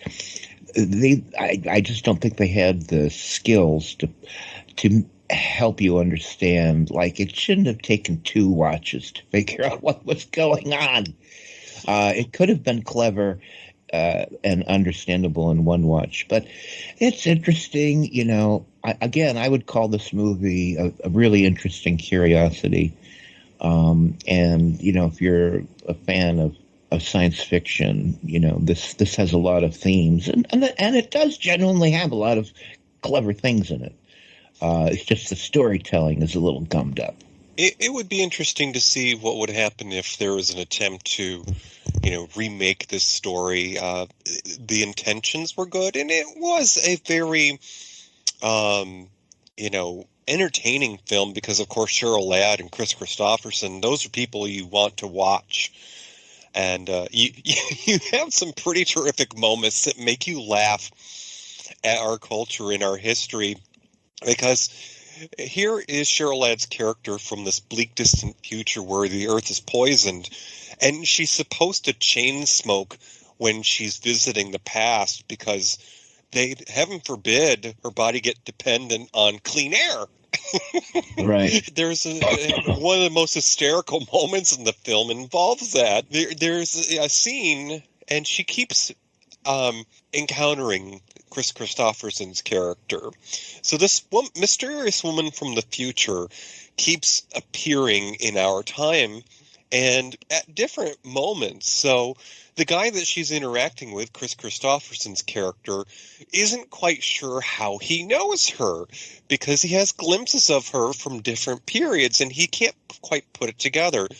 She eventually ends up getting him to go out on a date with her, and they're out at this restaurant, and she's just trying to do her due diligence to her body by chain smoking, and she's used to her reality where everything's modern, and they have lasers that just put out your cigarette when you flick it to the side.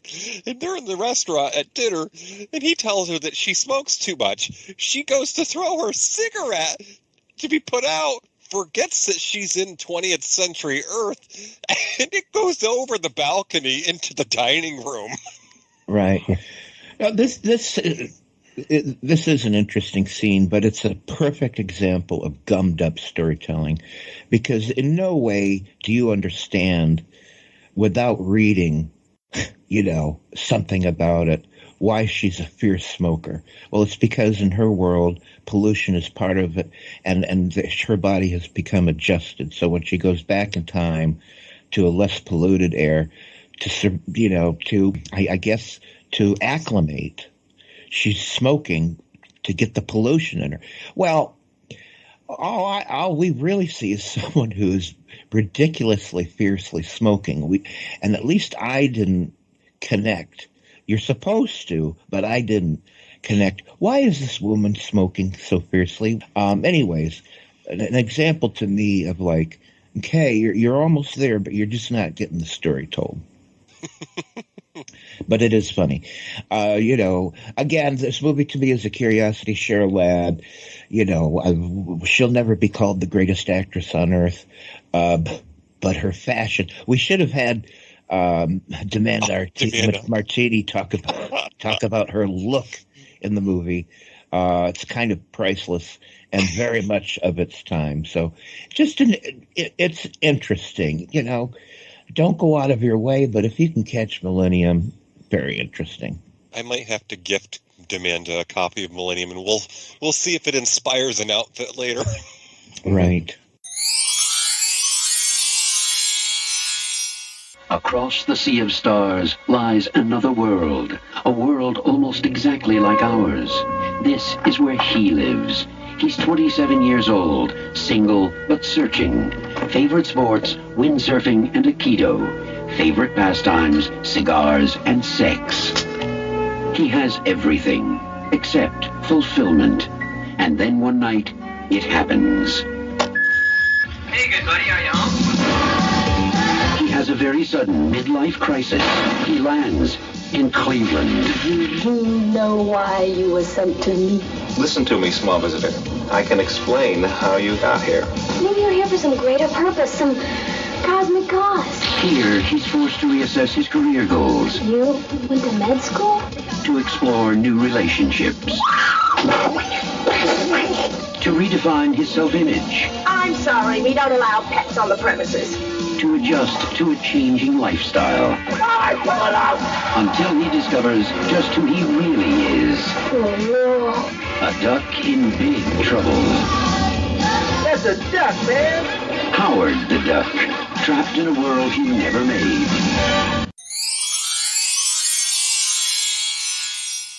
Now, your penultimate film hits home with the Shadow podcast because, of course, we now have our own talking duck.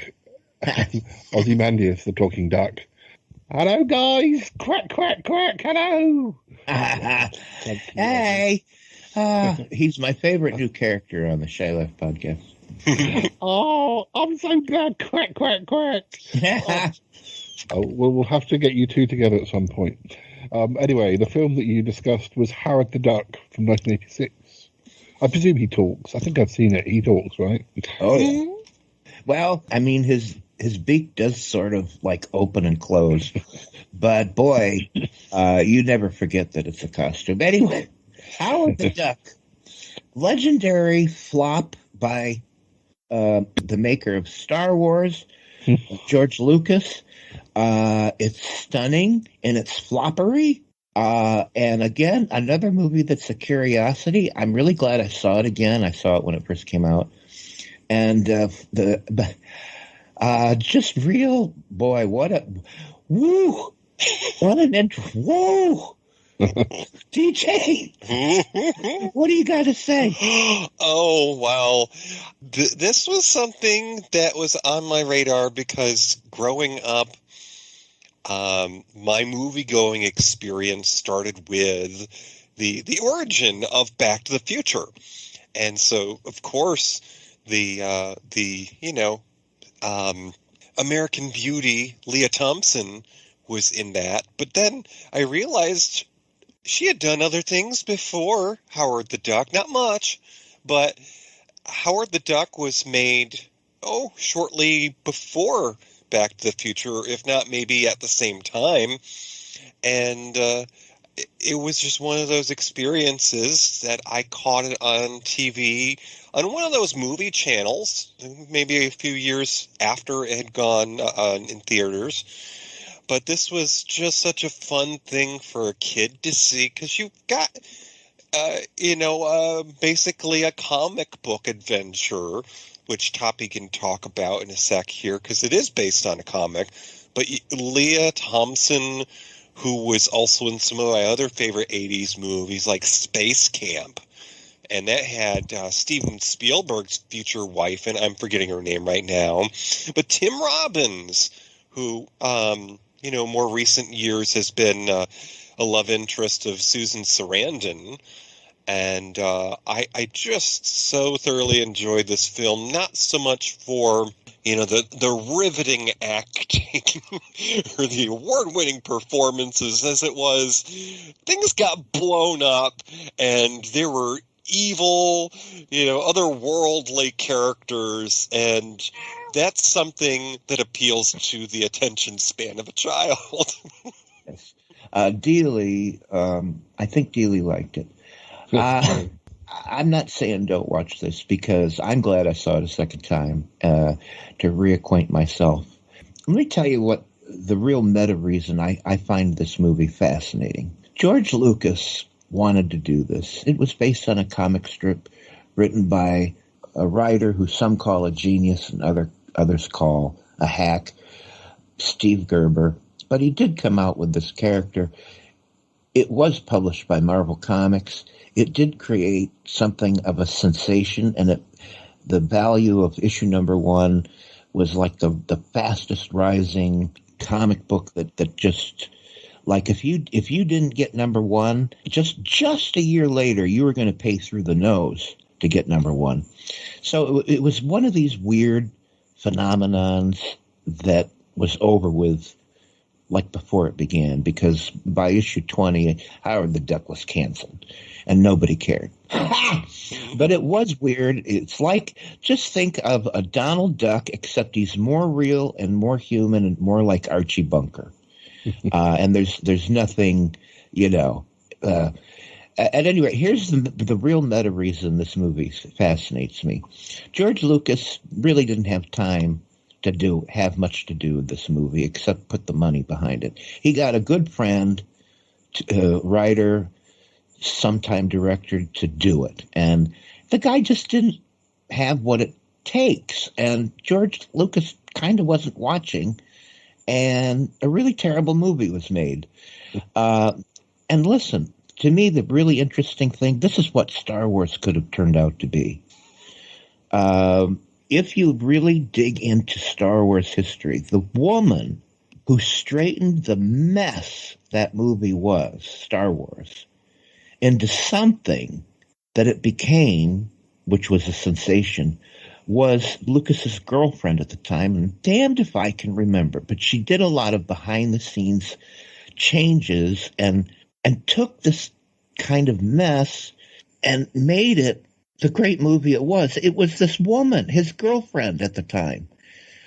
Shame on me for not knowing her name. This is not a secret, but maybe not a lot of people know that the schedule. I mean, this was a Herculean task that Lucas was trying to pull off, and his mind was much more in like, how the hell are we going to do these special effects, and then literally inventing new ways to do it.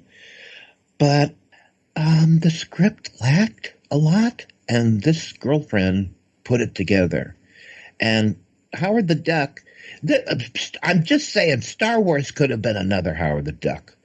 But and what Howard the Duck didn't have was a good writer making the corrections and saying, by the way, everything you just wrote was utterly stupid, and here's why we're going to change it to make it a good movie. So that's why I think it's fascinating. Not Melody Hobson, no. Thank you. I only guess, sorry by typing it, they have been together for a long time, so yes. Melody Hobson is probably the person you meant. Yeah, she kind of saved Lucas's ass. Didn't exactly give her any credit, so piss on him. Now, the final show of season 5 was a film. I think I saw this at the cinema. If I didn't, then I picked it up as soon as it went onto DVD, because I remember having a lot of good press about it. But I may have seen it at the cinema. Little Miss Sunshine from 2006, starring Toni Collette, who, well, I was definitely a fan of her from Muir's Wedding anyway, but Greg Kinnear and Alan Arkin. Yeah, again, we kind of chose this once again because Alan, an actor had passed, and Alan Arkin in this case. And both DJ and I thought this is a great movie to end the season on, because ultimately they have to work hard, because there's some grim points in this movie. But ultimately, it's a feel-good movie. It makes you feel good. You love the characters. You care about each and every one of them. And it turns out to be this little gem of a movie that I think is wonderfully entertaining, a true laughs, great humor, but it's got great writing, great performances, and it's got a real heart. And so I can't say enough about this movie. DJ? This had so many elements that made it a perfect choice to end the season, because in years past we've tried to, pardon the term, go out with a bang. I think that started with us doing Thelma and Louise. But in its essence, Little Miss Sunshine is a road trip movie. Yeah. So that, is a good send-off into the summer. And, it's not completely a feel-good movie, because there are plenty of awkward, dysfunctional family moments in this film. And it should be noted that just from the beginning, anybody who has any sort of recent history with mental health issues should be warned, because there is a young man in the film who plays the brother, and that's played by Steve Carell. And he's just recently gotten out of the hospital for, a suicide attempt. But the movie turns things around from that point, because, he goes to live with his sister. And the poor man is at the mercy of that family, because right from the moment he steps foot in their door, he's stuck sharing the room with the drama of the family. The teenager who has gone on a vow of silence. Yeah. By the way, I don't know how they got that actor to be. Look, if there was, it's so brilliant, but the casting is incredible.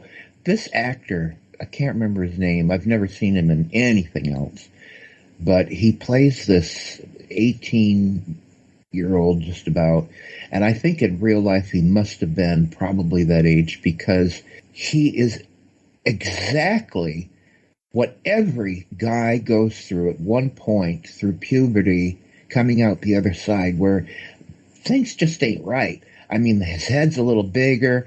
There's just that point in every guy's life where there's this really awkward stage where things just don't look right.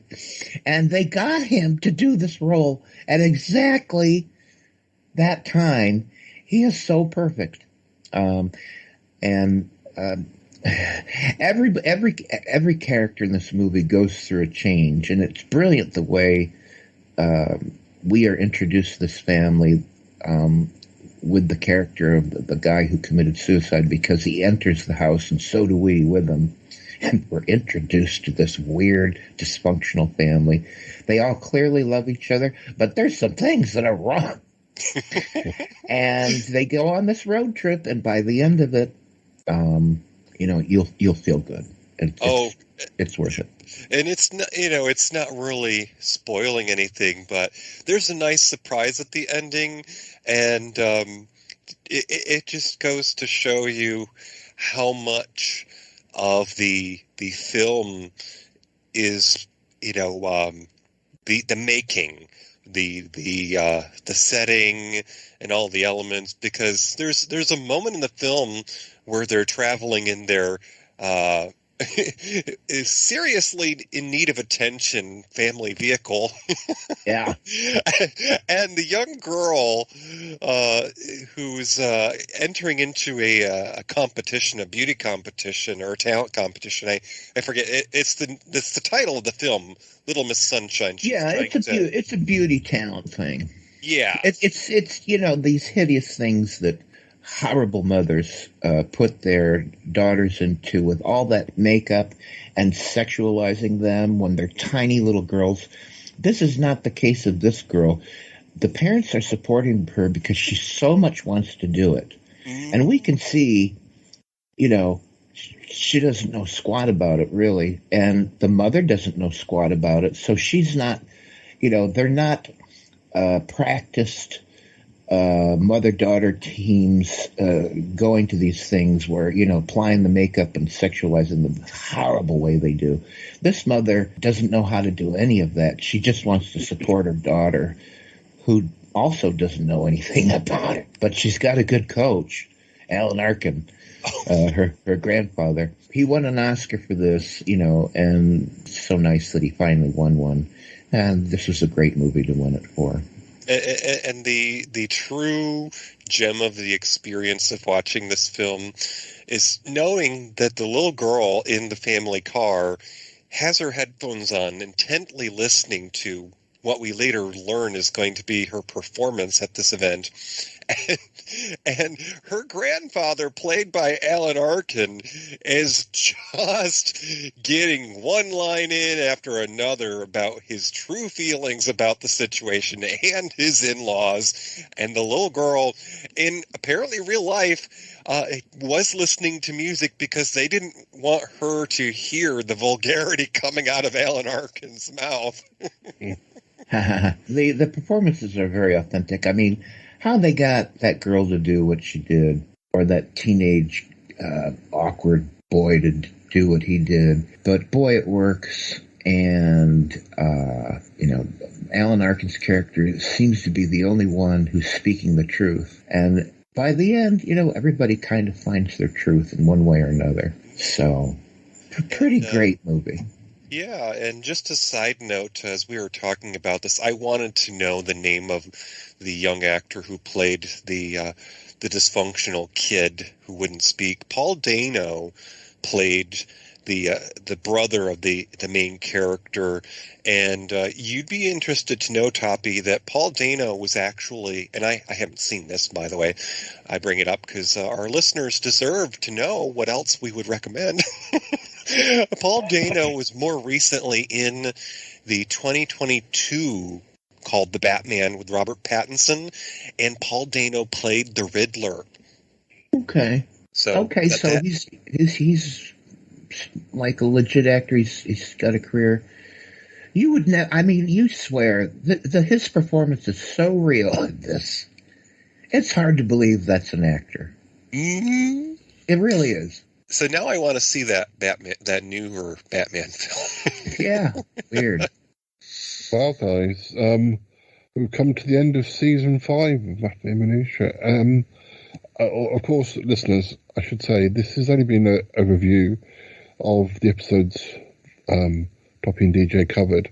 There are full hour-plus episodes discussing each of the films that we've covered briefly today, and so do encourage you to listen to those. And by the way, we do it live. DJ, maybe someone's listening will want to join us on our new season, which is only going to be a week away now.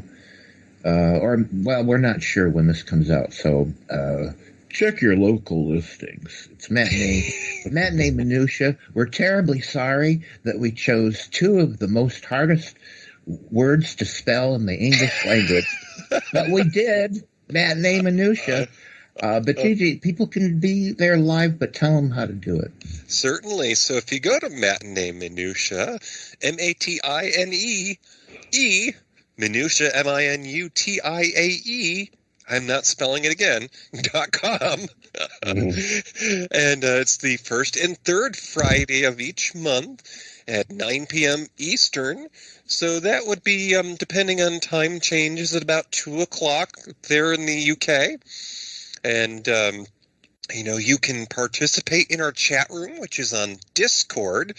That's that favorite thing of all the gamers out there where they can send pictures to each other back and forth, and some people even use it to talk to each other. But that's the chat part of it. And sometimes we dress up and do silly things on camera. That's the YouTube part. You can, you could just open up your YouTube and listen to us if you are doing your housework or, anything else you need to do, get your lunch ready for work the next day. Or you could actually just watch us because, I have funny hats and costumes. He certainly does. Well, thank you once again, and we'll speak to you both again soon. And Toppie, I'll arrange that meeting with Ozymandias at some point. Thank you. I'm looking forward to it.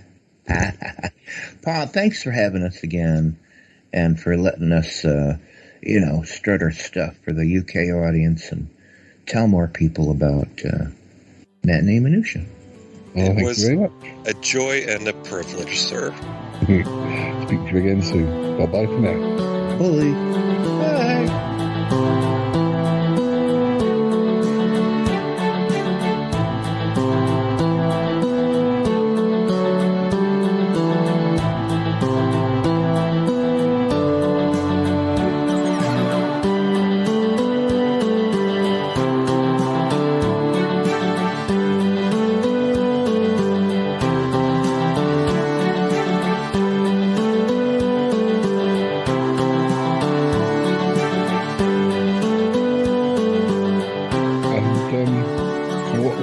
Expect from season 6? Is there anything that you can tell us? I think by the time this goes out, perhaps the first episode would have gone out. I'm hoping to put this out before the end of September. Well, something really different happened this year in that we, for the past 5 years or whatever, we picked things as we went along. Like, we couldn't have been able to tell you the movies we're going to be doing. But this year, in an odd way, turns out we've got the whole season planned out, which is very different for us. Yeah, we kind of picked up the breadcrumbs that we left to the side as we were curating our seasons, and we've decided, hey, we've got a whole picnic basket here from all the hors d'oeuvres and appetizers, so let's, do as good junk food junkies do and make a meal of it. So we're going to be starting off the season with a mid to late 80s comedy, not so much drama, but it's going to be a revisit to the careers of young actors in the 60s. Annette Funicello and Frankie Avalon are going to be coming back to the scene for one more adventure on the beach in tribute to Paul Rubens, who we recently lost, famous for the role of Pee Wee Herman. We're watching Back to the Beach as our season premiere, and we have a few, ideas for different occasions, but I can also tell you, this is breaking news, folks. I have confirmation. We have another collaboration with our favorite cosplay drag artist from the Mid-Atlantic. Demanda Martini is going to be joining us for our, around about Halloween time discussion, and that's actually going to be sci-fi inspired, but you'll get the details of that as we dip our toe into seasons. Tell them what we're doing. We're going to be discussing Buck Rogers in the 25th century, and I would be hard pressed to not imagine Demanda having her own take on Wilma. Linda, what's her name's name? Anyways, the lady in the tight spandex from the Buck Rogers in the 25th century series. Yeah, this is the 70s TV series. What can you say about it? It's a hoot. And looking back on it, there's all kinds of things to laugh about. And it even got a theatrical release because this was on the tails of Star Wars. And Battlestar Galactica got a theatrical release, and they said, well, damn it, we've got spaceships flying and shooting at things. Put it on the screen. So they did. And that may be how people in the UK saw it as a theatrical release movie. Yeah, it was certainly on TV, but it may have got... I was a little bit too young to remember. Oh, poo.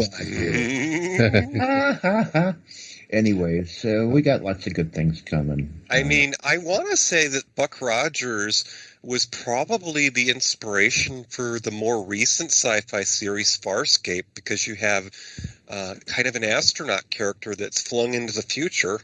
Yeah, I mean, that's Buck Rogers, man of our time, somehow thrown into a far-flung future. Well, guys, thank you very much for telling us all about Season 5. Oh, I'm sorry. And we look forward to Season 6 and talking about Season 6 at the end of the season.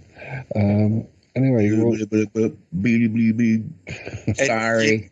And you know, Paul, the real surprise is going to be when we unlock the doors of the Marionette for our new season, because we take our little sabbatical because it's an old building and we don't quite have the money for the air conditioning. And well, who's to say our senior showgirl hasn't snuck in to take a little off the top, if you know what I mean. Yeah, we do this. Both of us traveled to Spudsplat, New York, to do this live, and it's at the Marionette Theater, an really old theater that's somehow being preserved by a very rich guy. And our concessions lady, she's with us at every show. It's an experience. Rumor has it she comes with the building. I gotta go now. Bye. Gotta go. Bye. Goodbye, goodbye, goodbye. It's been good, but yeah, definitely time to come home now. Wow, really? No kidding. Goodbye. Goodbye.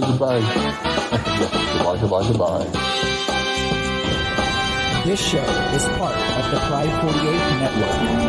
Find more shows over at pride48.com. What's going on now? Oh, it's the Shy Life Podcast. Let's go. I have a voice. I have a voice. You have a voice. You have a voice. We have a voice. We have a voice. Unique voices in podcasting. UnivazPods.net. That is so cringe, oh my god. You're a man of culture as well.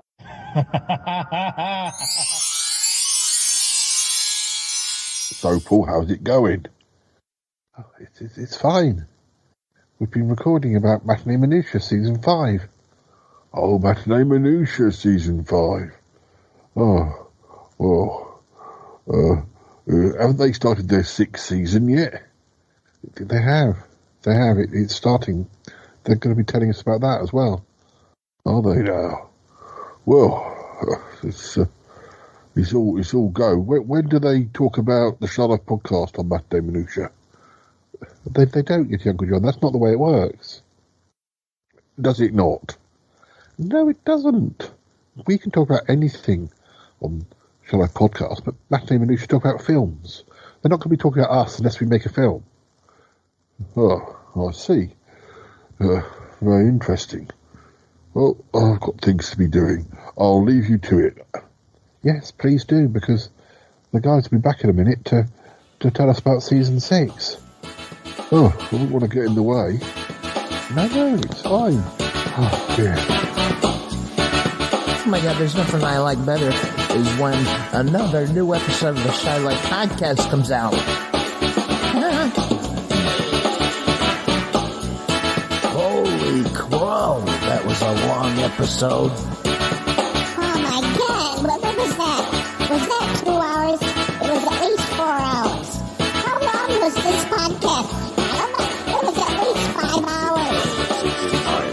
Oh, I think that was a wonderful episode, don't you, Toppie? I sure do. Yeah.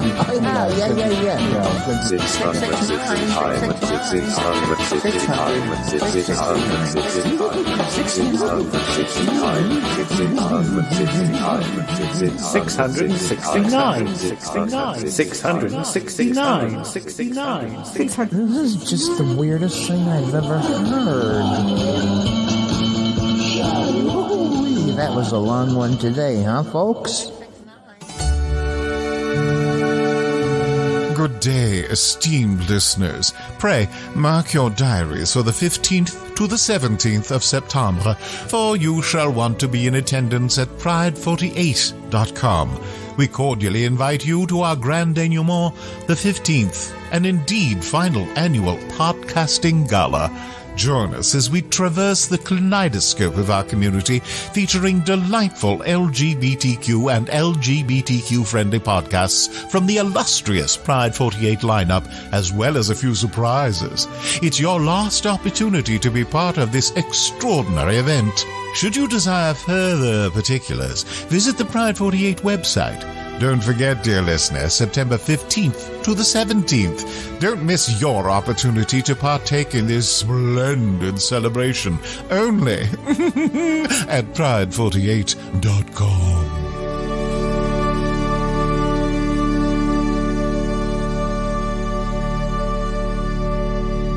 Et voilà.